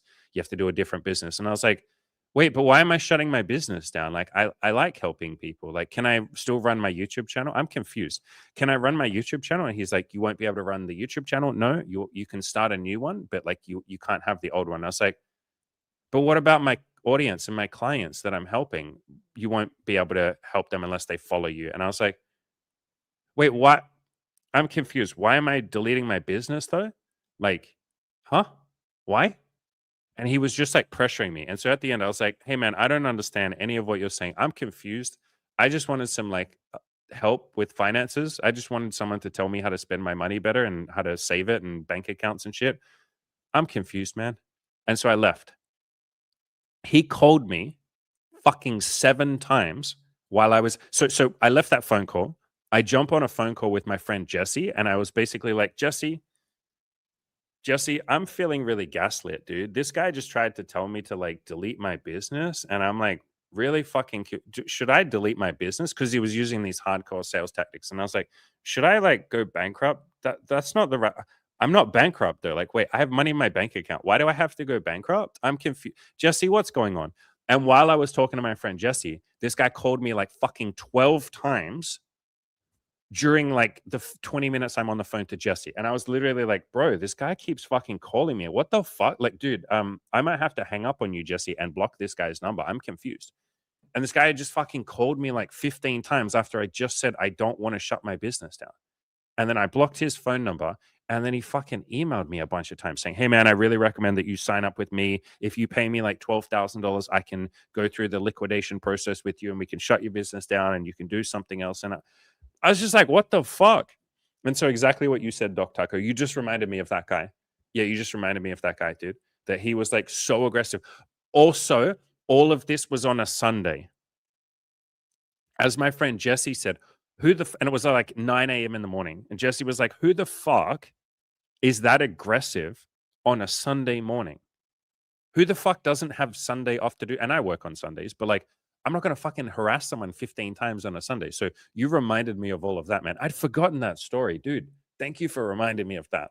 Yeah. When all of that happened, I was like, damn, I'm really grateful that I don't do this to my clients. Imagine if I called you guys 15 times and I was like, come on, bro, you're a fucking pussy. But if you pay me like $5,000, you won't be, you fucking loser. Like, stop being a fucking bitch, son. The fuck is wrong with you? Give me your money, please. I need your money, please. Doc Taco said, I followed Andy because he didn't feel toxic or bitter. Yeah, that's why I follow people like I liked Good Looking Loser for that. I liked Mark Manson for that. I like Caleb Jones, although sometimes he does, like, I do feel some anger and resentment from like some just grumpiness. I'll say grumpiness, but I like Mark Manson. Yeah, I like people like that. All right, should we go in a deep dive of this fucking thing that K215 sent us? This manifesto, which literally reads like a manifesto.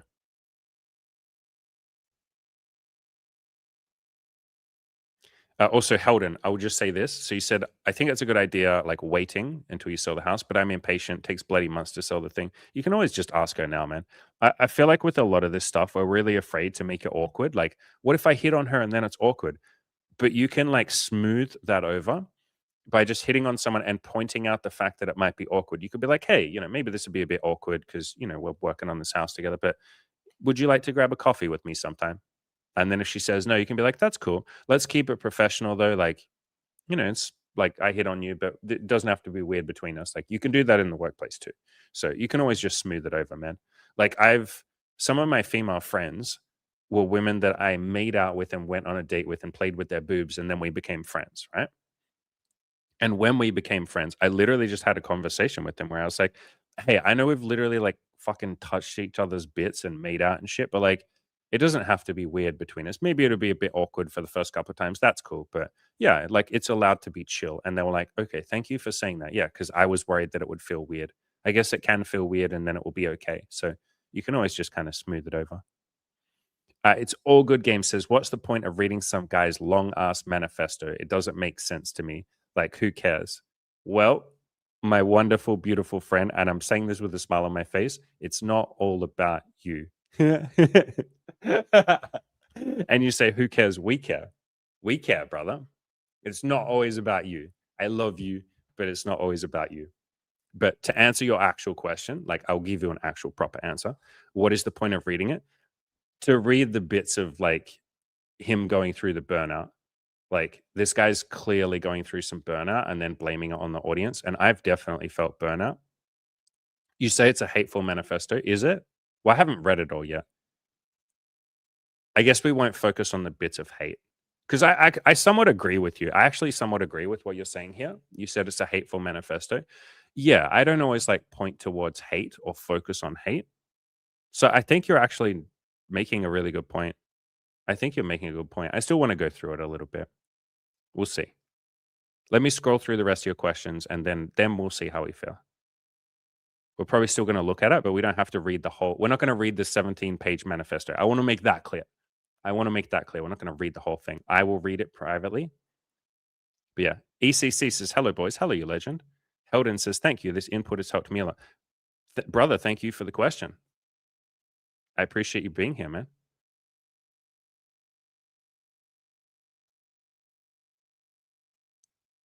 It's all good. Game says, you must listen to my recommendation because I'm an enlightened being. I mean, Buddhists would say we're all technically enlightened. We just don't know it yet.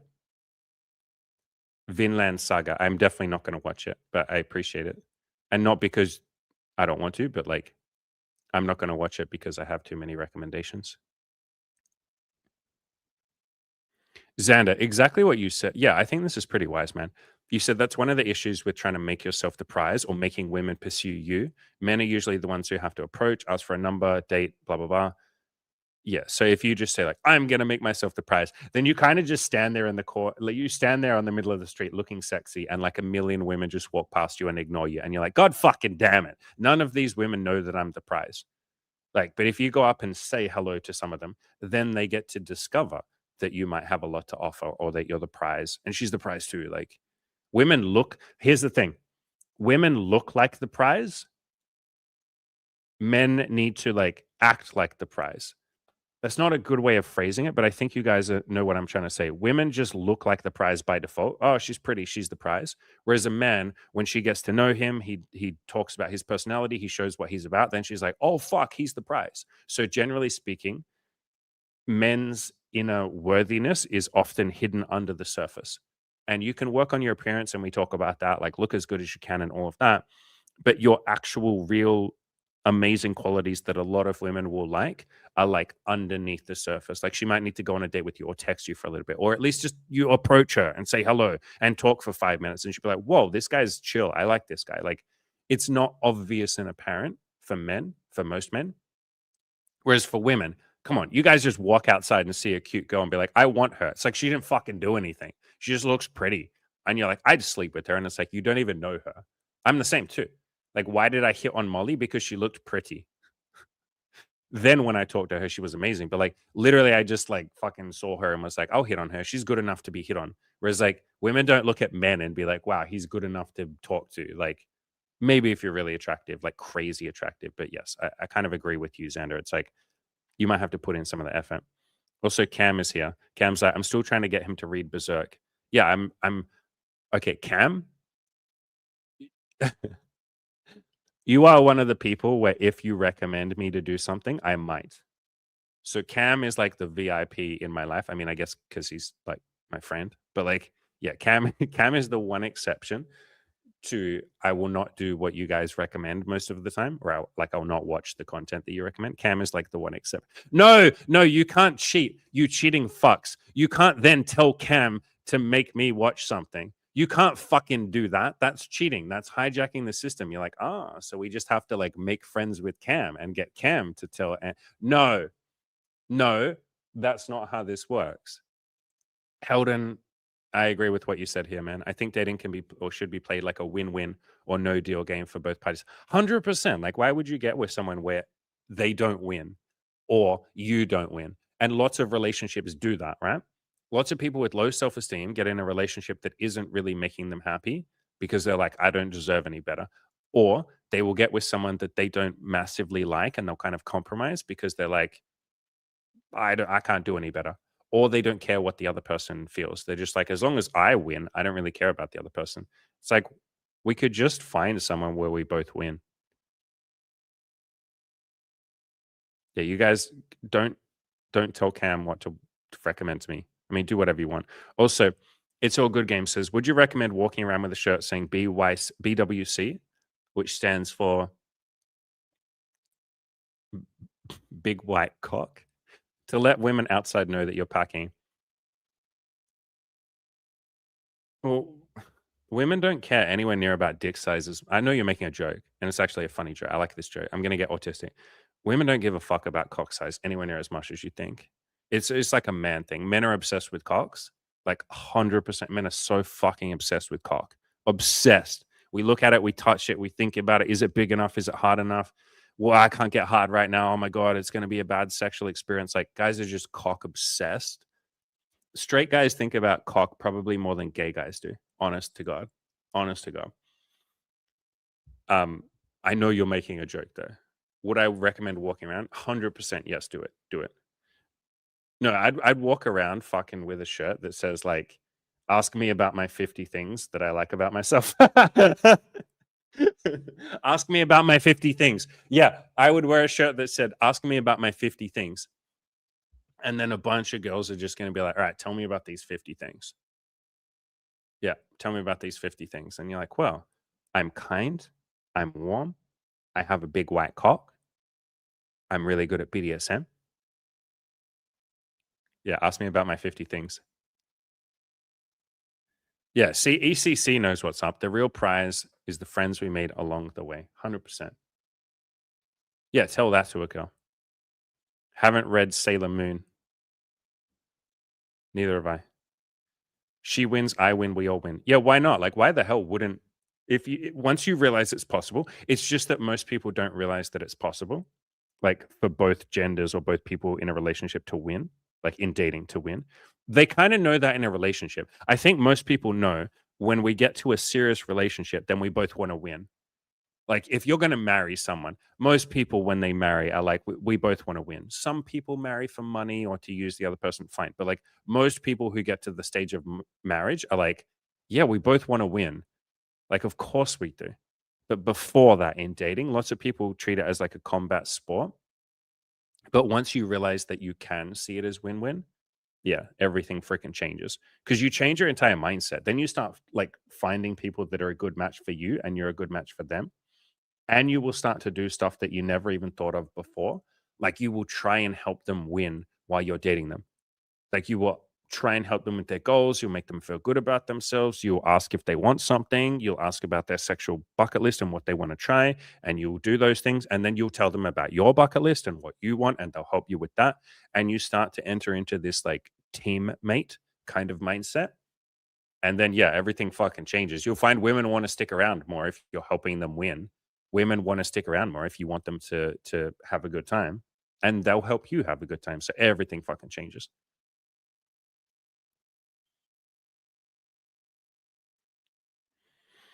It's all good. Game says, I don't know, man. I think I've retained some girls thanks to my cock. Maybe you just have a bigger cock than me. It's probably just that. I probably just have a little fucking shrimp. And that's why I say cocks don't matter. No, here's the thing I'll say. Here's the thing I'll say. Here's the thing I'll say. If you don't have a big cock, which I have a perfectly fucking average cock, okay? It's perfectly normal. It's perfectly average, okay? I don't care about cock size. It's perfectly average, okay? Fuck. But maybe if you don't have a big cock, you're just like, yeah, it's not necessary. If you do have a big cock, then lots of girls will be like, I love that. In the same way that I would say, none of you need to do BDSM, but all the girls that I date love the BDSM that I do, right? Like they're obsessed with it. So I guess that's what I would say, Matt. Like if you have a big cock, lots of girls will love that. If you don't have a big cock, that doesn't matter. It's not like a deficit. Same thing as like BDSM. If you love BDSM and you're really good at it, girls will just be obsessed with that. If you're not into BDSM, they'll still be fucking obsessed with you if you do other things. So it's like there's different pathways. There's different things we can do. Yeah, Chad, that's the best way I've ever heard. Yeah, niche maxing. Yeah, yeah, basically. That's a good shirt. Yeah. Cam, you have a shirt that says, Hi, I'm straight and single. Yeah, I like that shirt. Yeah. Doc Taco says, Gay guys play sex on super easy mode. Yes, yes, yes. K215, are we doing the manifesto? You want to skim through it off stream? No, we can like skim through it now. We'll just skim through the page that you've sent me. You sent me like 1.5 pages.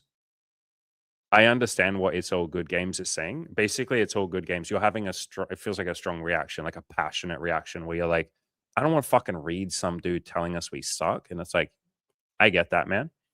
So I think we'll, like, skim it. Dude, I know about this. Not because I was there before any of you make a joke about my age or about being gay, but in the 70s, yes, the gay community had bracelets of different colors designating if someone was single, taken, available. I actually think that's fucking sick, man. I think that's like such a good idea. God fucking damn it. I mean, we don't need it now though, because you have dating apps. But I would still like it because then you could go and talk to someone in person. You'd see a girl with like a pink bracelet and she's available, and it's like, sweet, hey, how's it going? Yeah. It's all good games. You said you're you and me. Not You Versus Me is my favorite article of yours. Yeah, it's funny. I wrote that years ago. There's a update to that. I'm pretty sure I did a follow-up. I did a few videos. Like there's one called You're Treating Dating Like a Boxing Match, but it doesn't have to be. I've done quite a few like that. Yeah. That was a huge realization when I first wrote that article, when I was going through all of that shit. I was like, wait, don't I want to have sex with women? Like, doesn't the word with imply that we're doing it together? Why am I treating her like the enemy or like some target that I have to conquer? Why am I using like tricks and techniques and all of this shit? Why don't I just be like, "What up, girl? Do you want to sleep with me? Let's fucking do it, babe." What up, girl is the best pickup line ever, by the way. What up, girl? James the Wise says, "Merry Christmas, Andy." Hello, my friend. How you doing? It's all good. Game says, "I think I saw a pic of your cock on your website. Seems a good size, low." Thank you, my friend. I appreciate that. I'm sure your cock is a good size too. I'm sure we all have good sized cocks. ECC says, "Good night, guys. Tapping out already. See you, my friend. Appreciate you." Yeah, Cam, that's a good point. I did a video called "Do Girls Care If You're Bald?" And my answer was basically not the girls I date. Yeah, 100%. Yeah. It's all good. Game says, "Aren't we all just niche maxing when we let ourselves act natural?" Yeah, 100%. Yes, yes, yes. And that sometimes gets misconstrued. Like if you say just be yourself, a lot of people fucking hate that advice.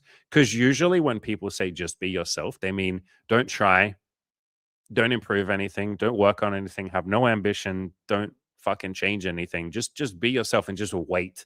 Just sit there and wait. And it's like that's not great advice. No, go outside and talk to lots of people, go on the apps. So it's about being yourself, but being the best version of yourself. Or like aiming to improve a tiny bit each day. Be yourself, but then like don't put in zero fucking effort. Cause yeah, most people don't like laziness. Let's talk about this little manifesto, but how about I look at it for half a second before I pull it up on the screen?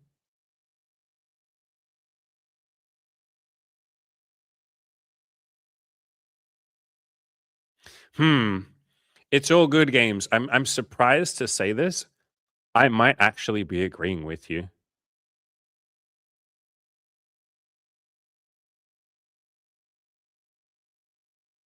Hmm.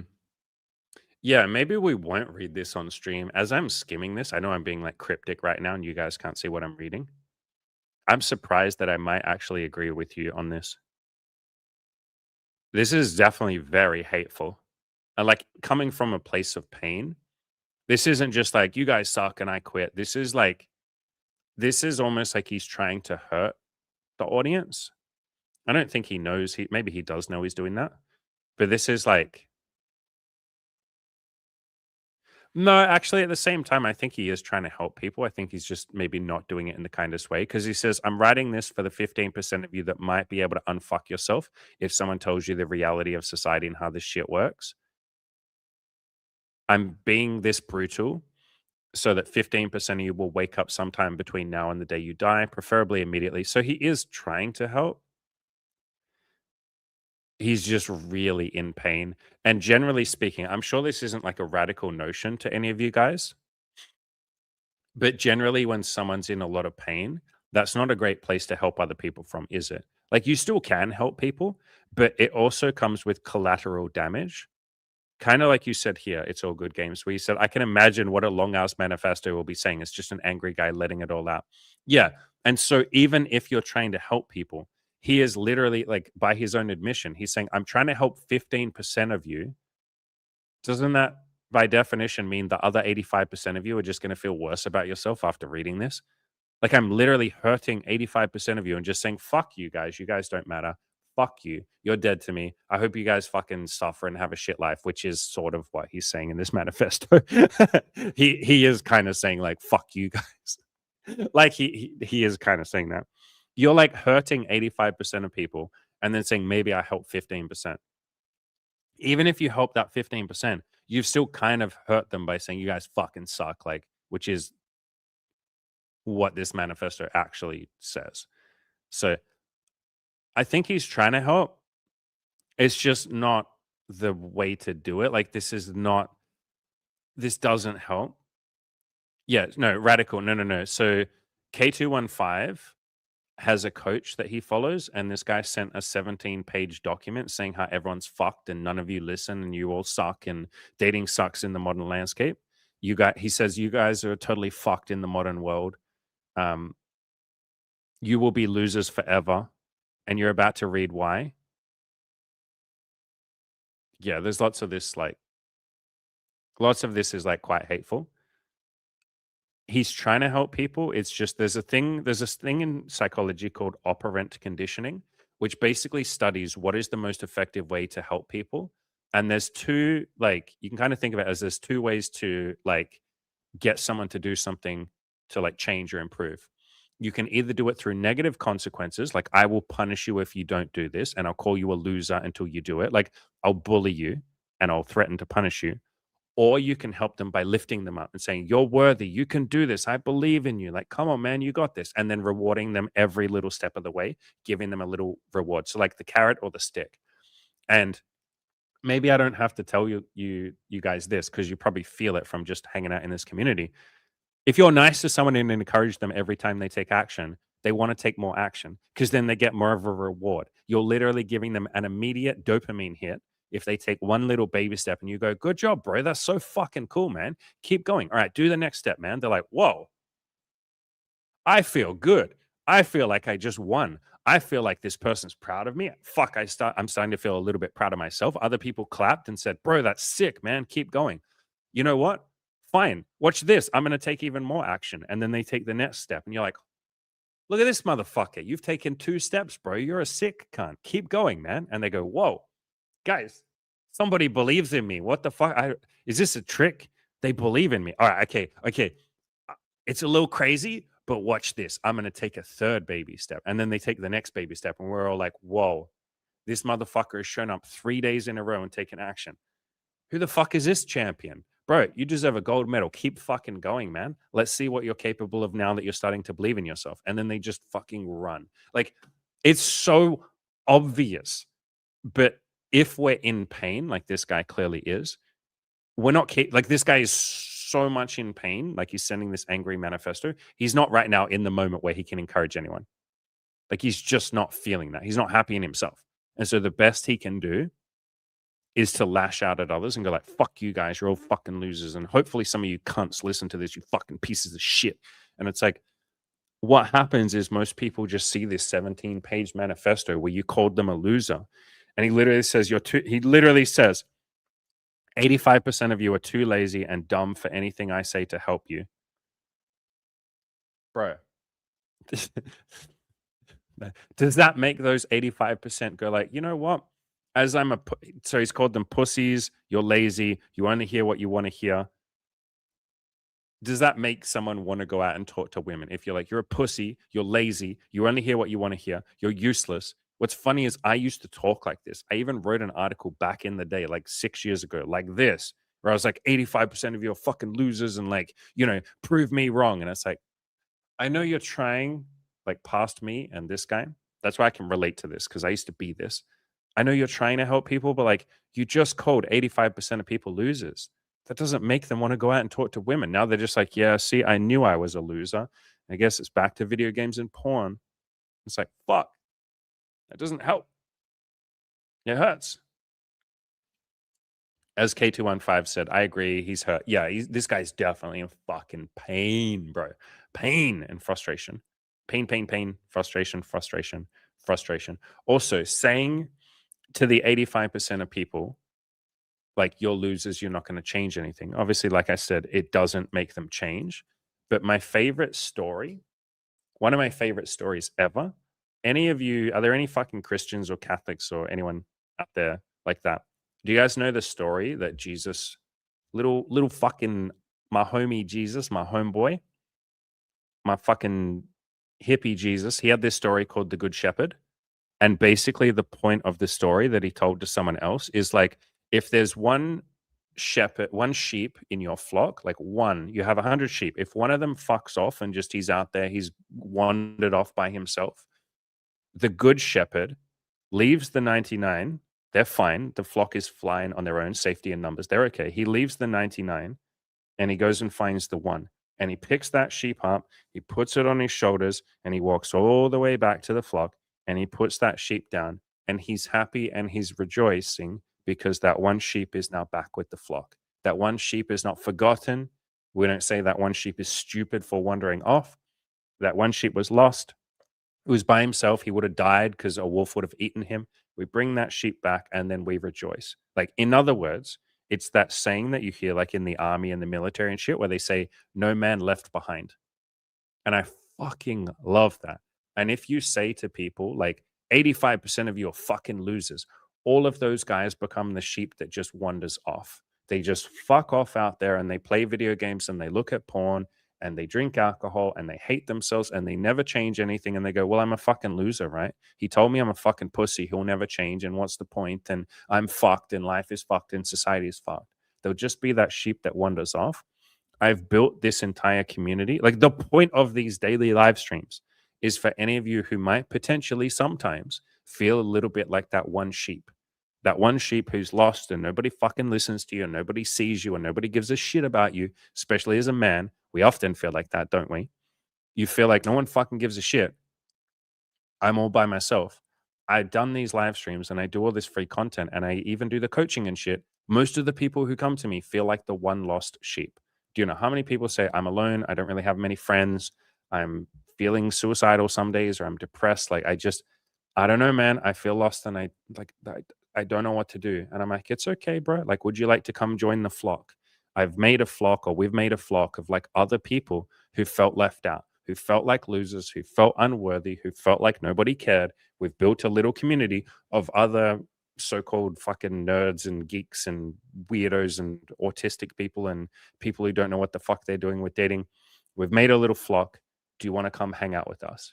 And then we come to the safety of the flock and everyone's nice to each other. So yeah, if you sort of sit there and say 85% of you are fucking losers, like, you're just making that one sheep like leave and you're not serving that person. I've like built this community, this YouTube channel, my blog, and all of that on always trying to serve the one sheep. Like, that is literally what is in my head when I'm doing these videos. Like, who is the person that feels left out? I'm going to do a video for them. Who is the person who feels unworthy and unlovable and like they can't change and it's too late for them? I'm going to do a video for them. That's why there's so many videos on my channel of like, if you're short, watch this video. If you're bald, watch this video. If you hate yourself, watch this video. If you think it's too late for you, watch this video. If you're a virgin, watch this video. If you're fucking disabled, watch this video. If you think you can't make it, watch this video. I'm like literally directly saying, I guess not directly, I'm basically saying, if you feel like you're the 1%, sorry, the one lost sheep, watch this fucking video. You're not a one lost sheep. Because guess what? This is like what it all comes down to. Daddy Andy used to be the one fucking sheep. When I was depressed, when I was suicidal, when I had literally zero friends, when I just wanted to die every day, I was the one fucking sheep. I was literally the one sheep. And people were there for me and picked me up and supported me and helped me through the depression. And so fucking of course, I'm going to be there for the one sheep. It's all good games. You say, I usually can't stand coaches. It's such a stereotype. Do you know what's funny, bro? You guys know Taylor, who did some coaching for me for a while, and he's since moved on to his own projects. He's doing really well, by the way. I talk to him like every now and then. I'll ask him if I can share a couple of videos and pictures he sent of like what he's up to. And he lives in Alaska, and oh my God, it's like the most beautiful place. Anyway. So Taylor, who used to do some coaching for me, he once said to me, please don't call me a coach. And I was like, okay, like, what do you want me to call you instead? Because you're like, you are a coach in the program. What can we call you instead? And he's like, I don't know, but I hate being called a fucking coach. It implies that I know things. It implies that I'm the expert. It just comes with all of these associations that people make with coaches, and some of them are negative, like you're saying here, dude. And he was like, just, I don't want to be called a coach. And I was like, all right, we'll figure out what you want me to call you, and we can. I just use the word coach because, like, I don't know if you guys have a better word. If you guys have a better word for me than coach, like fucking throw it at me. Tell me. Hell yeah. But yeah, I can't think of a better word. Even then, I still tell you guys all the time. I'm like, I'm not the expert. I'm not the guru. Please don't like fucking tell me how great I am and shit. You'll just inflate my ego. No, you won't. I just I appreciate, but I ignore when you say like, look how great you are, Andy. I'm like, that's not coming into my ego. But yeah, I try and tell you guys all the time, like, I'm just walking this shit beside you. I'm walking beside you. I don't have all the fucking Andy, all the answers. Yeah, I like that, man. Where you're like, brother Andy. Yeah, yes, yes, yes. That's pretty close. That's pretty close. Yeah, I'm just like, I don't fucking have all the answers, dude. I'm just doing this shit with you, dude. With you guys, dude. Like, we'll figure it out together, maybe. Maybe we will. Maybe we won't. Comrade Andy. Definitely not saying that. That comes with a lot of fucking connotations.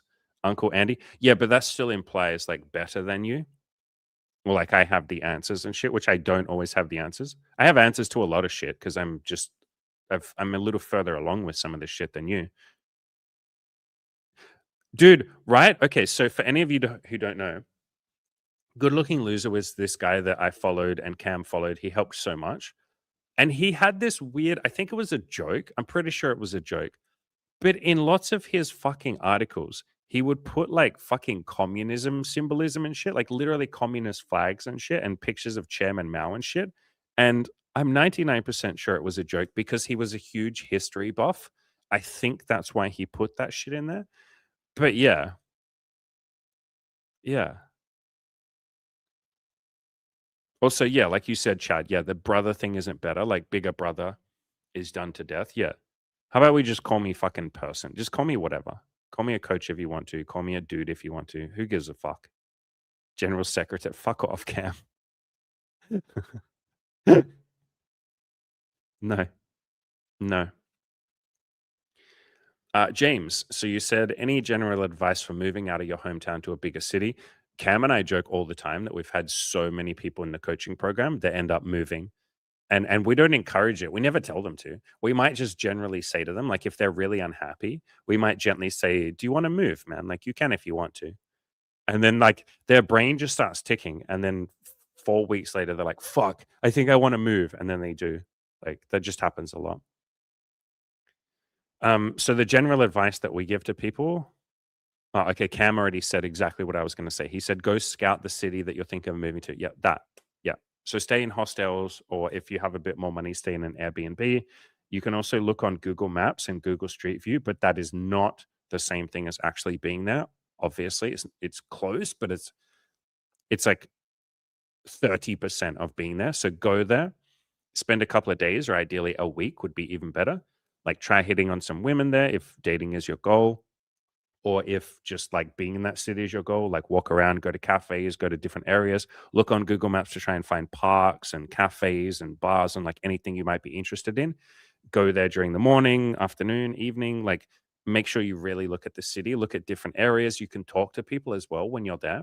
That's actually a pretty good way of getting some information. Like literally just cold approach a bunch of strangers, men, old men, doesn't matter, just people, and say like, "Hey, are you a local here? Do you live here?" And if they say yes, just say, "What do you like about it? I'm thinking of moving here. Like, what parts do you love? What are some parts maybe you don't love as much?" And like, talk to people because the people that live there can tell you some really cool parts that they like. Bear in mind that lots of people who live in a place hate where they live and don't move. And so they'll just be very bitter and grumpy. And you can kind of just not ignore that advice, but just be like, okay, this person is probably just like a bit grumpy. So don't listen to each individual piece of advice, but like collect a lot of, like, have a decent sample size. It's All Good Game says the best coach I've ever had is my kung fu teacher, and he isn't even a coach. What's funny is my coach technically wasn't a coach when I first went to him. He just did personal training. He was a personal trainer. and Emmy had been using him for personal training. And it was during the COVID times, and I was really depressed, and I had a day when I was suicidal. And she said, "Do you want to talk to my personal trainer, Keith?" And he's not a coach, and I don't know if he'd say yes to this, but he's just given me some nuggets of wisdom over the last like 6 months that have really helped me. And I was like, "Fuck it, fine, why not?" And he had never done coaching before. He was only a personal trainer. And we jumped on a Zoom call, and he was just so radically different from anything I had ever heard anyone say ever in my life. And he's still my coach, like, what, like 4 years later. I talked to him like a week ago. He sent me a Christmas message yesterday, a voice message. I gave him a Christmas present too. Like, I'll probably keep seeing him for coaching, I don't know, until one of us fucking dies. I can't imagine not seeing Keith. So yeah, it's funny that some coaches don't actually want the title of coach. It's almost like that's like, I'm making a funny generalization, but it's almost like you want the coach who doesn't want the responsibility. Like, who do I want in power? The person who doesn't really want the power, but like accepts it with responsibility. Like Spider-Man, with great power comes great responsibility. That's kind of basically how I became a coach. I was like, I really don't want to do this. And people like basically bullied me, not really, but like nonstop harassed me, as if that's better, to start a website. And then people basically bullied me into starting a forum. Cam will be able to tell you that. Like, Cam was one of the people that was like basically saying, like, please start a fucking forum. And I was like, I don't want to, man. It's so much work. I don't want the responsibility. And I definitely didn't want to make money at the start or be a coach. Kind of just like let it happen. So maybe those are the coaches that you go to, the ones who don't want to be a coach, or at least didn't want to be a coach at the start. They didn't get into it just to make money. Maybe that's the thing. It's all good games. You said the guy who wrote the manifesto is just not mature enough. He has enough. He has no business being a coach. Yeah, but there's lots of people who are like it's. I like to think about it like this. How many people have you guys encountered in your life who are working a job, but they're not very good at it? Like, they're trying really hard, but they're just incompetent. Like, I've been to therapists like that. I've been to doctors like that. Call centers. How many times do you call a call center and they just like can't fucking help you? And then you call back like 3 days later, and then you get someone who just helps you, and you're like, what the fuck was the other person doing then? How come you could help me, but the other person couldn't? I've had that like when I call the government. Like, I called my tax department a couple of months ago, and one of the people I spoke to just like didn't really do anything. I called back another day, and the dude was just this absolute fucking god. He just did everything I asked. He went above and beyond, actually. And he went way, and I, at the end of it, I was like, bro, is there some way I can give you feedback, like positive feedback? And he literally said, I don't even know how to do that. No one's ever done that for me before, but like, holy shit, yes. And he had to figure it out and shit. And he's like, people don't get positive feedback here because it's the tax department. And I was like, bro, what the fuck? Whatever they're paying you, dude, they should fucking quadruple the amount. Like, you're just a god. But the point that I'm making here is, so often we meet someone who's just not very good at their job, and coaches are no different from that, man. Like, think how many people you've met that just they were trying, or maybe they weren't even really trying, and they were just not good at the job. Coaches aren't any different. Same as like therapists. Just because you're a coach or a dating guru or you call yourself an expert, that's the other thing. How many people call themselves an expert, but they're not? Basically, everyone in politics, everyone in the government, a lot of people in science, a lot of people on the media. It's like, let's get this expert on. And it's like, that person doesn't have a fucking clue what they're talking about at all. At all. K215 says, I've known coaches personally. It's an industry which burns people out. I empathize with them. That's why we were going to read the manifesto. But I think skimming through it, like I said, we won't read it out. I'm still going to read it by myself. Like, I'm interested. But yeah, a lot of the time people get burnt out, man, for sure. And that's why I said before, there's lots of things that you learn to do yourself as a coach or a therapist to make it sustainable. Like, there's lots of things that make it sustainable. This is why I say to all of you guys, like, you know how we talk about giving value to other people and like being nice to other people? I always try and remind you guys that you are people too. And so, like, some of you who have like people pleasing tendencies, lots of people will say, I'm a people pleaser. I want to stop it. And it's like, it's not about stopping people pleasing. People pleasing is like a really nice aspect of your personality. What if you also remember that you are a person? You are a people. Why don't you please yourself as well? And all I've done to just not really burn out is I just please myself. If I want to take a break, I do. If I get tired, I say no to things. You guys ask me things all the time and I say no. Even little things like you guys saying, "Hey, Andy, what if you watch this anime?" And I'm just like, "I'm not going to watch that." Like that stops me feeling burnout. Or if you guys say, "Hey, Andy, can you give me free coaching?" If I feel like I don't want to, I say, "No, I'm not going to do that." Or if people, like, because people email me a lot with long questions and I'll always write like a little short reply. And then I'll say, if you want more help, pay me for a $200 coaching call. That stops burnout. If you guys ask me to do a topic, like Cam, all the fucking time, Cam suggests topics to me. He's really good at giving me ideas. I would say I don't do 90% of them. I save them in my notebook. But even then, sometimes he'll say something and I'll just be like, yeah, man, I'm probably not going to do a video on that. Like, I just have learned to say no to things. Kind of like you said here. Yeah, dude, like you said here. It's like you're learning to please yourself first. Yeah, it's like fill up your own cup before you and let your cup runneth over. And that doesn't mean be like completely selfish and fuck everyone else, but like at least make sure you're fucking feeling good before you start going out trying to please the rest of the world. It's like when you get on a plane and they say put on your own oxygen mask before you help other people with theirs. It's like that. 100% that.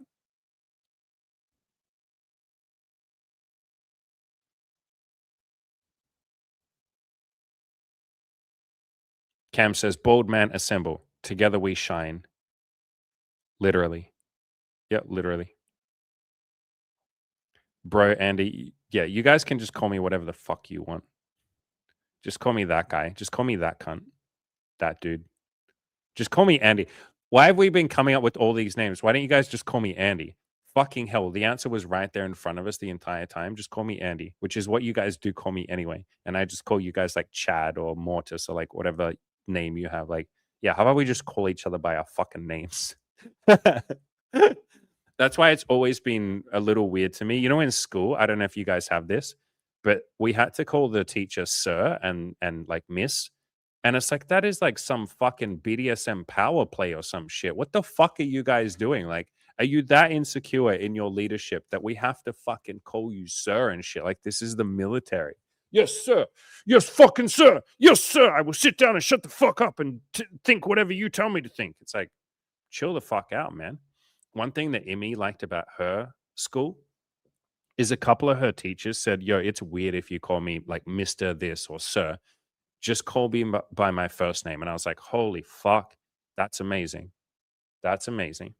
Yeah, you had to say like sir and then their last name. It's like you didn't earn any power. You didn't earn respect. Like just because you're older than me and you can bully me, that's some like fucking communism shit. That's like we're in I'm exaggerating here. That's like we're in the fucking Auschwitz or some shit. And I gotta fucking like you're gonna torture me if I don't fucking respect you. Like again, exaggeration. But you guys get the point. Yeah, call me Timu Cam, 100%. 100%. Tino says, "Hey Andy, I wrote yesterday at the end of the stream. Couldn't make it sooner today. Great to see you. You too, my brother. We're probably pretty close to ending the stream soon as well. It's been 2 hours so far, but glad you're here, my man."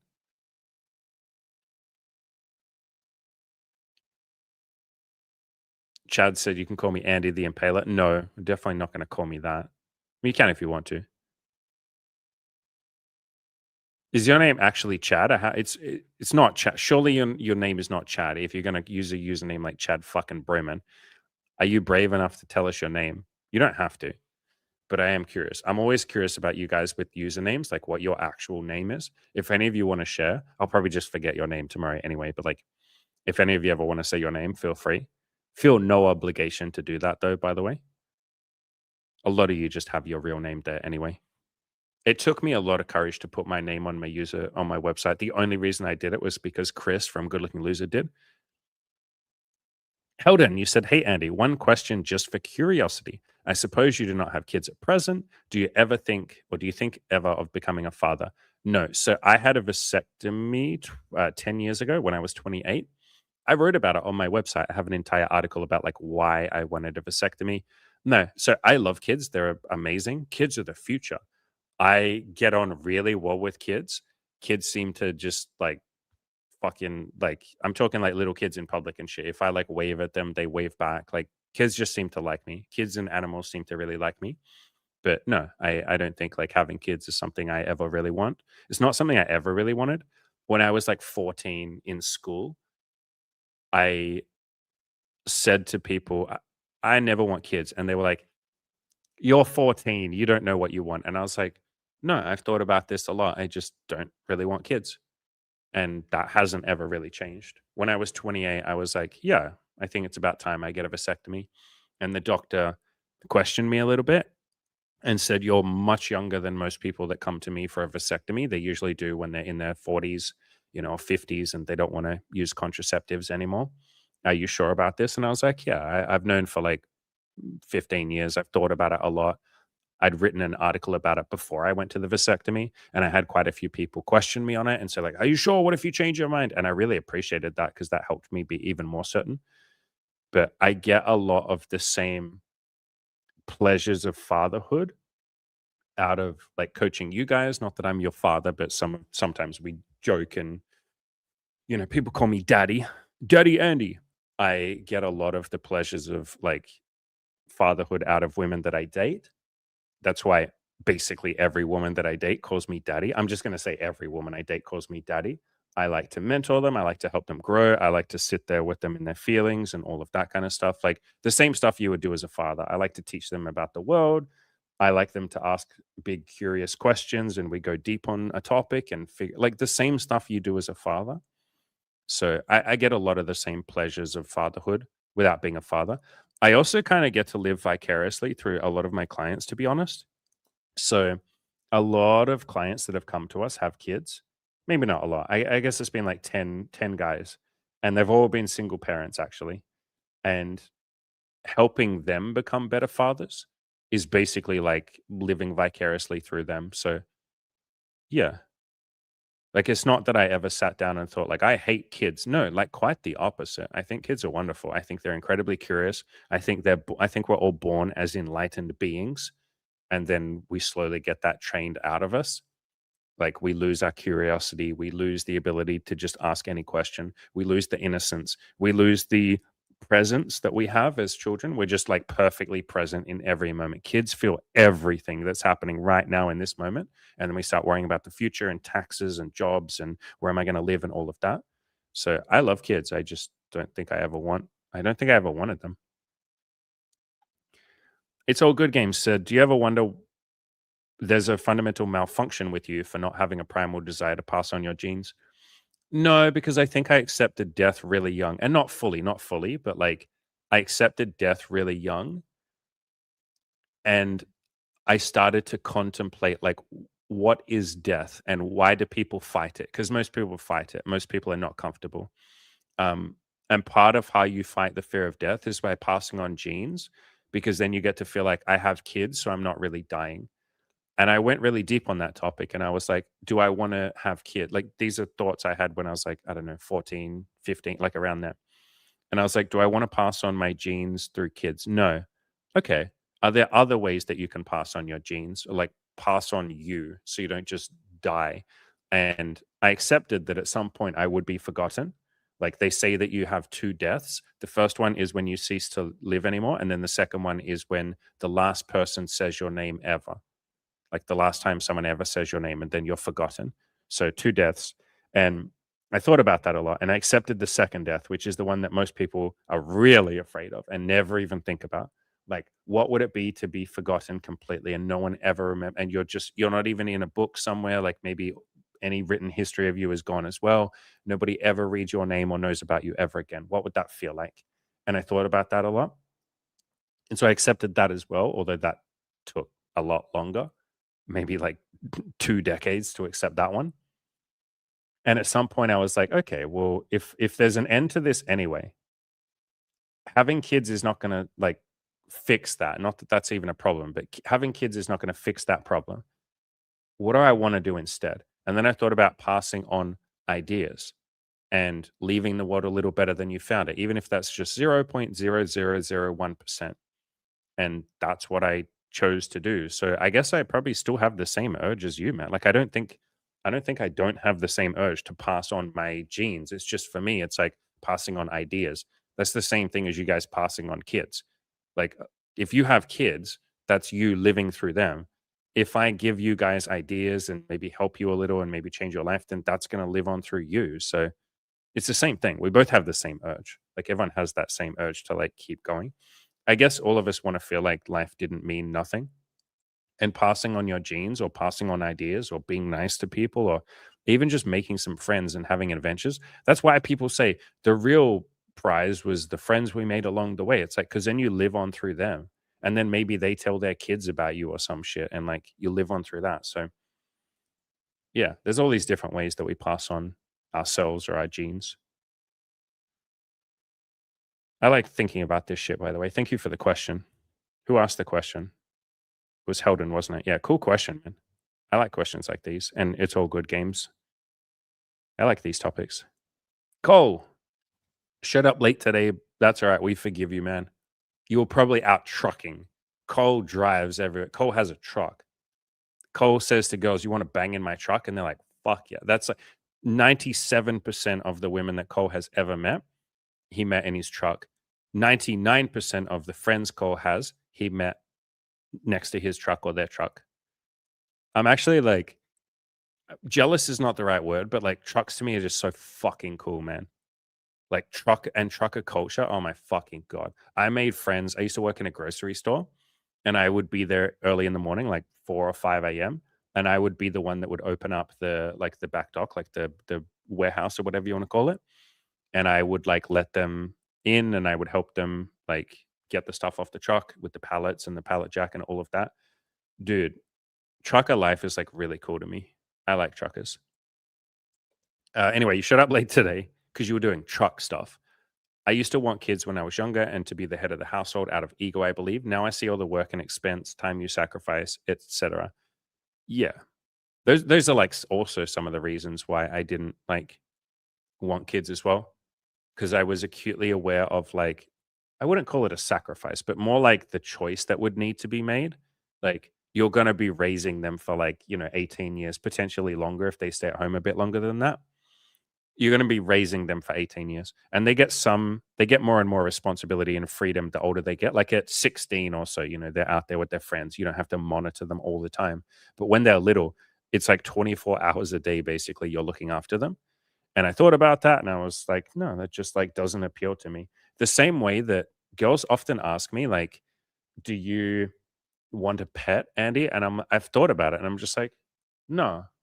'Cause it's a responsibility, and for me, freedom is something that's very important. To other people, something like safety is very important. Like, we all have different things that we care about deeply. Freedom has always been the thing I care about the most, more than anything, and so for me, pets would be a compromise of that. Children would be a compromise of that, whereas for other people, they're like, "I just don't care about freedom that much," and it's like, fair enough, like, have kids, have a pet. Like, for them, maybe they care about responsibility, and I definitely care about that, but nowhere near as much as I care about freedom. For me, freedom is, like, 100% the main focus of my life. Freedom and I guess, like, helping people, but the only way that I, Andy, feel like I can help people is if I have freedom. When I don't have freedom, like when I have a lot of commitments I've said yes to that I didn't really want to say yes to, and all of that, like I've compromised my own values, then I just have nothing in the tank, nothing to give. It's probably how that guy who wrote the manifesto feels. Like maybe he's just saying yes to a bunch of shit that he doesn't want to say yes to, and then you feel resentful. And so for me, freedom is the thing that I focus on. Yeah, exactly what you said, Mortis. People are different. 100%. A big part of self awareness and self improvement is figuring out who the fuck you are and what you want, which is why I tell you guys, don't just copy what I do. Don't just be me. It might not work out for you. It might not be the thing you want.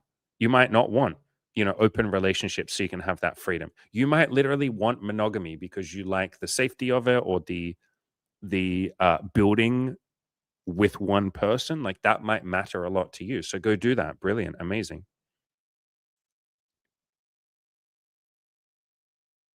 Yeah, see, good point. Good point. So Heldon says, for me, being a father was not about passing on my DNA. It was a personal way of development. Yeah, 100%. 100%. A lot. My parents have said that many times. They're like, being a parent absolutely forced us to like improve a lot of different ways. Communication skills, for one, patience, love. So one of the guys in our coaching group right now, he's a single father. And he said, like, I've asked him many, many, many questions about being a father because I'm really interested. And the most interesting thing I think he ever said is being a father taught me unconditional love. Before that, I had no concept that unconditional love was even a thing. I heard people like Jesus and, in the Quran and Buddha and people talk about like unconditional love, but it didn't mean anything to me. I just thought they were saying some weird hippie concept.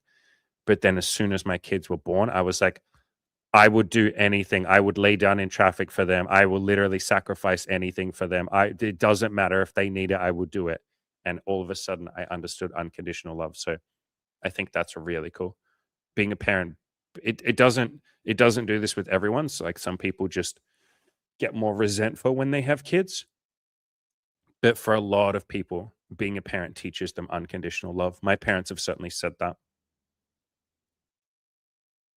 Yeah, Cole, you said I think around mid-30s I started to become more open to helping younger men. Like, just people I knew at work, etcetera. Yeah, yeah, yeah. Yeah, yeah. I definitely have felt that the older I get. It's all good games. You said, "I don't even know why I want kids. I just suddenly want them now." Like a primal switch is flipped at 35 weird. Yeah, like, I mean, you can play around with that. You could, like, brainstorm on a piece of paper if you want to. Like, "Why do I think I want kids?" Or you could brainstorm, like, is it coming from a fear of death maybe? Like, does that have something to do with it? Like, getting older? Play around with it, man. And then if you want kids, like, you're allowed kids. Like, to be very clear, you're allowed kids if you want to.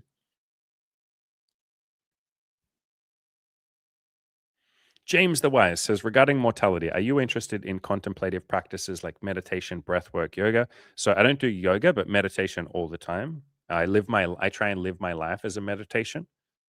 Breath work, yes. So I've done a video on breath work. If you search on my channel, I think there might be two videos on breath work. Just search on my channel for breath work. I did an interview with my friend Olivia, who's a breath work facilitator. And I talked about my first breath work session with her like 4 or 5 months ago. But yeah, I like all of those things. It's all good game says freedom is everything, but not for everyone. Like, and that's the point. That's kind of the point. Like for some people, they don't want freedom. They see freedom as a sacrifice of safety and security. So that's why I say figure out who you want to be or like what you want from life, like what kind of person, like what you care about. Don't just copy me. I might like my life might be perfect for you guys, but for most of you, fuck no. If you lived my life, a lot of you, if you lived my life, you'd be like, this fucking sucks, man. Well, I gotta help, like, hundreds of people a day. I have to answer all these fucking emails. I gotta be there for my friends. Every time a woman is sad, I gotta fucking listen to her crying, and I gotta just sit there patiently for, like, fucking 30 minutes while she cries, and I'm not gonna get laid. Like, she's not even gonna fuck me. I'm just gonna listen to her. Like, if you lived my life, you'd probably be like, "This sucks dick." But for me, I'm like, every moment of that is utter bliss and exactly what I want to be doing in that moment. But if you tried it, you'd be like, "This fucking sucks, man.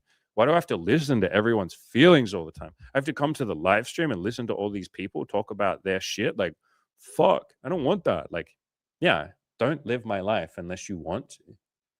And if you want to, then beautiful, do it. Don't necessarily live anyone else's life. Like for some of you, like Cole, I'm just going to use him because why not? Some of you, you're like, I don't want to fucking be on the road all the time. I got to be in a truck. I got to drive. Like, fuck no. That's, yeah, I don't want that shit. But then for someone who likes Cole's life, you'd be like, oh my God, the open road? Are you kidding me? In a big fucking truck, like a marvel of human engineering. The power of the truck, the sound, like, oh, being in a big cab, like you got to fucking climb a goddamn ladder just to get in the goddamn vehicle. Like, for some of you, being Cole, like living Cole's life would be utter bliss. You'd be like, the freedom I have from being in this goddamn truck. Shit, man, this is cool. Cole says, Andy, did you have any younger siblings? Why'd you use the word did? Like, did I? Yes, and I still do. So I have a younger sister. Yeah, she's 4 years younger than me. She has two kids. Well, no, technically she has one kid and she's pregnant with the second. She's got a husband, although no, technically they're not married. I don't know if they're ever gonna get married. They were gonna get married in COVID times, and they'd, like, set the wedding, and then COVID happened, and so they just never got married. I don't know if they wanna get married. They love each other to bits, like, they're building a family and shit. I don't know, they just never got time. I guess they're busy. They're both pretty busy. Like, he's away. He's always on the road and travels a lot and does a lot of work and shit, and then she is, like, very busy, obviously raising a young child and another one on the way. They'll probably get married at some point.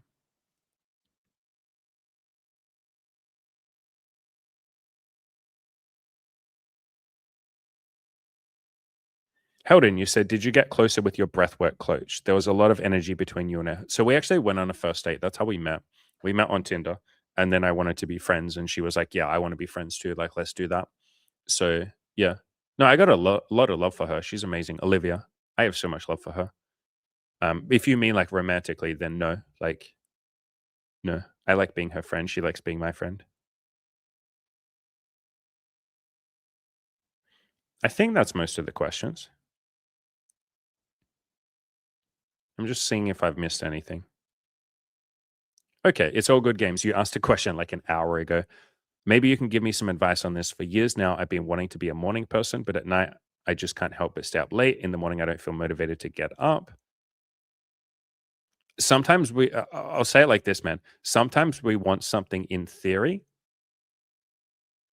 And then if I say, so I listened to this audiobook yesterday, and he literally said, sometimes we want something in theory, but then if someone says to us, do you really want that? If we're honest with ourselves, we're like, it sounds good, but I don't know if I want to take the steps to make it happen. So I would just think about that after this stream, man. Be like, do I really want to be a morning person?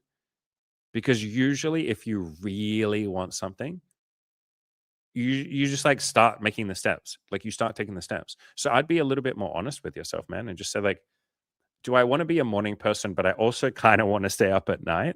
Those things might not be mutually compatible. So you can kind of like figure out which one you want, like which one you want more. And then Xander kind of gave you some advice, dude. He was like, just take some baby steps, man. Just like go to bed 5 minutes earlier. Yeah, that's like basically what I would have said. We have a few people in the coaching group who do that. You said, I've been taking steps for 6 years, work in progress low. Have you been making progress in that time? Like, are you getting up earlier over time? Like, has there been some progress over the time? If there has, then like keep going, man. But yeah, no, I get the feeling, man. I love staying up at night. So, like, I really love it. It's such a peaceful time. I'm by myself. I can read books. I love it. I also love being up early in the morning.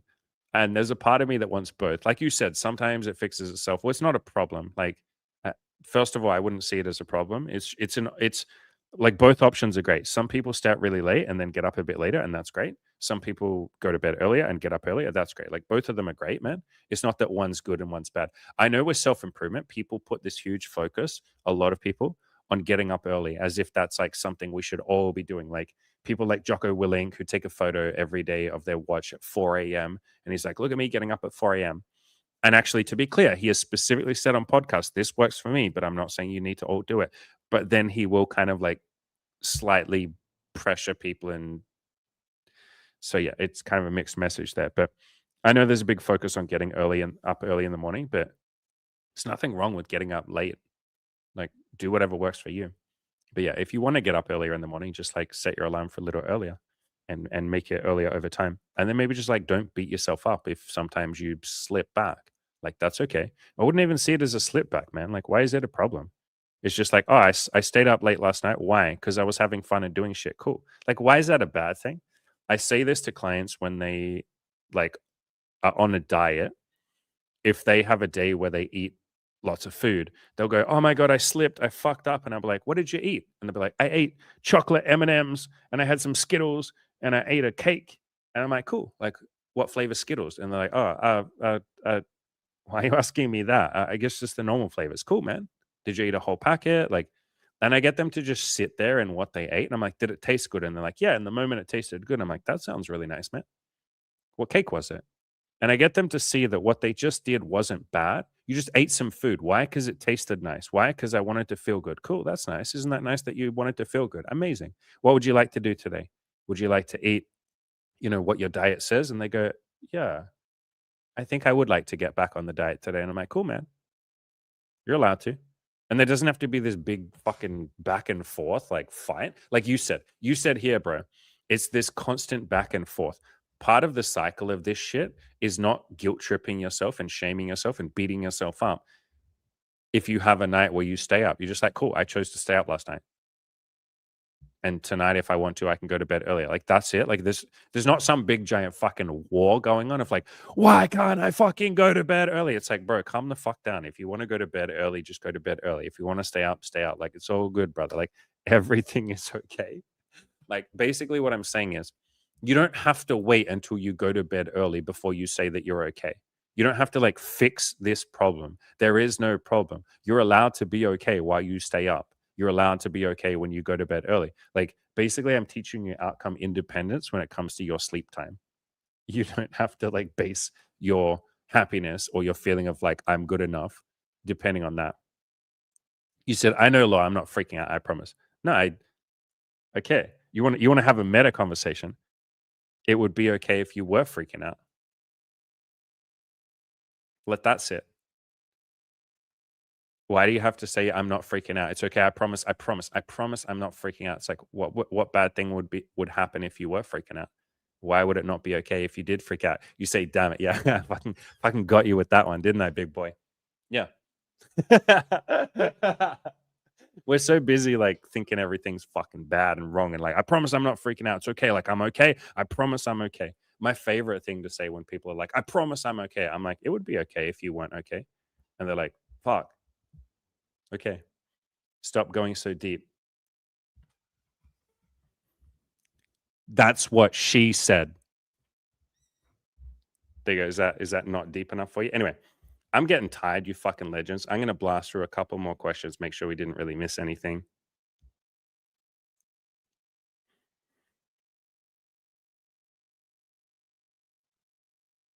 Doc Taco, what were your results with gym or women when you weren't practicing super hard? Can you ask me that question tomorrow? Because I feel like that's a really deep topic that I would like to go deep on. I don't want to just give you a really short answer right now. So if you come tomorrow or any day, like next week or this week, just remember this question, ask it again. I do want to give you an answer. I like that question. Same as this next question you ask. I can definitely like give you a deeper answer to that. Heldon says, cheers, Andy, and all of you got to hit my pillow. Don't hit the pillow. It did nothing wrong. Why are you hitting the pillow? I assume you mean going to sleep, in which case, namaste, my friend. We give you our blessings. You may go to sleep. You have our permission to go to sleep. Just don't hit the pillow. Cole says, lol. Saw that one coming. All right. We will finish up, you legends. Daddy's getting a little tired. Comrade fucking Andy is getting a little tired. Let's get some salutes in the chat.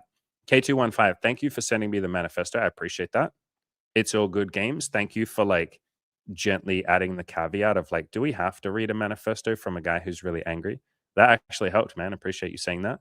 I'm probably going to read it on my own. And K215, dude, I like that you had empathy for this dude. And you're like, man, this guy's going through some fucking serious burnout. It's like, yeah, and I've been there. I understand that. The feeling of like, fuck, I want to help these guys, but they just don't listen. And it's like, yeah, man, one of the things you realize about helping people is like, yeah, 85% of them, like they want help, but they're just a little afraid. And it's not that they don't listen. They're like working up the courage to listen to you.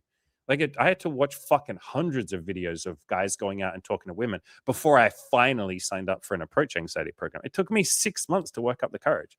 And so the 85% of the audience that aren't taking action right now, they're not failing. They're showing up to try and work up the courage to fucking do it. They're here because they want to win. Like lots of you, you're working up the courage to start working on your goals. That doesn't make you a fucking failure. That means like, I'm scared, bro. I fucking want to watch more content. And so I can not be so scared. Please help me not feel scared. And to call those people a pussy is like the opposite of what you guys are coming here for. You're like, I'm fucking scared, Andy. Please help. And then I'm like, you're a pussy because you're not currently talking to women. And it's like, no, fuck. Anyway, thank you for sending me that manifesto. Maybe we won't call it a manifesto, but it kind of is. It's literally 17 pages. I guess that's kind of a manifesto. Let's get some salutes in the chat. Also, if you guys want tomorrow, We can play that game again. The what's it called? The super fucking seducer game. If you guys want to play that tomorrow, that was really fun. I had so much fun with that. I showed that to two of my friends yesterday, Jesse and Timor, and like, yeah, they couldn't get some of the answers right either. And they were just like, I don't know what this guy wants. So yeah, super seducer. No, not number two, Mortis. Number one. We haven't finished number one yet. We only did like one scene in number one because we couldn't even get it work. We couldn't figure out like how to fucking like what the right answers were. And even Xander was like getting into the mindset of like, all right, here's the option this guy wants us to pick. Don't worry, Andy. I understand. I watched a bunch of pickup artist content. I understand what the pickup artist wants us to pick. We'd pick that, and then the guy would be like, wrong. And even Xander was like, what the I don't even know what the fucking right answer is. And so we kind of gave up. Like we still kept playing, but we gave up trying to win. We were just like, I don't know how to talk to girls. So it was really fun. We'll play that tomorrow. I appreciate all of you. Salutes in chat. Adios, amigos.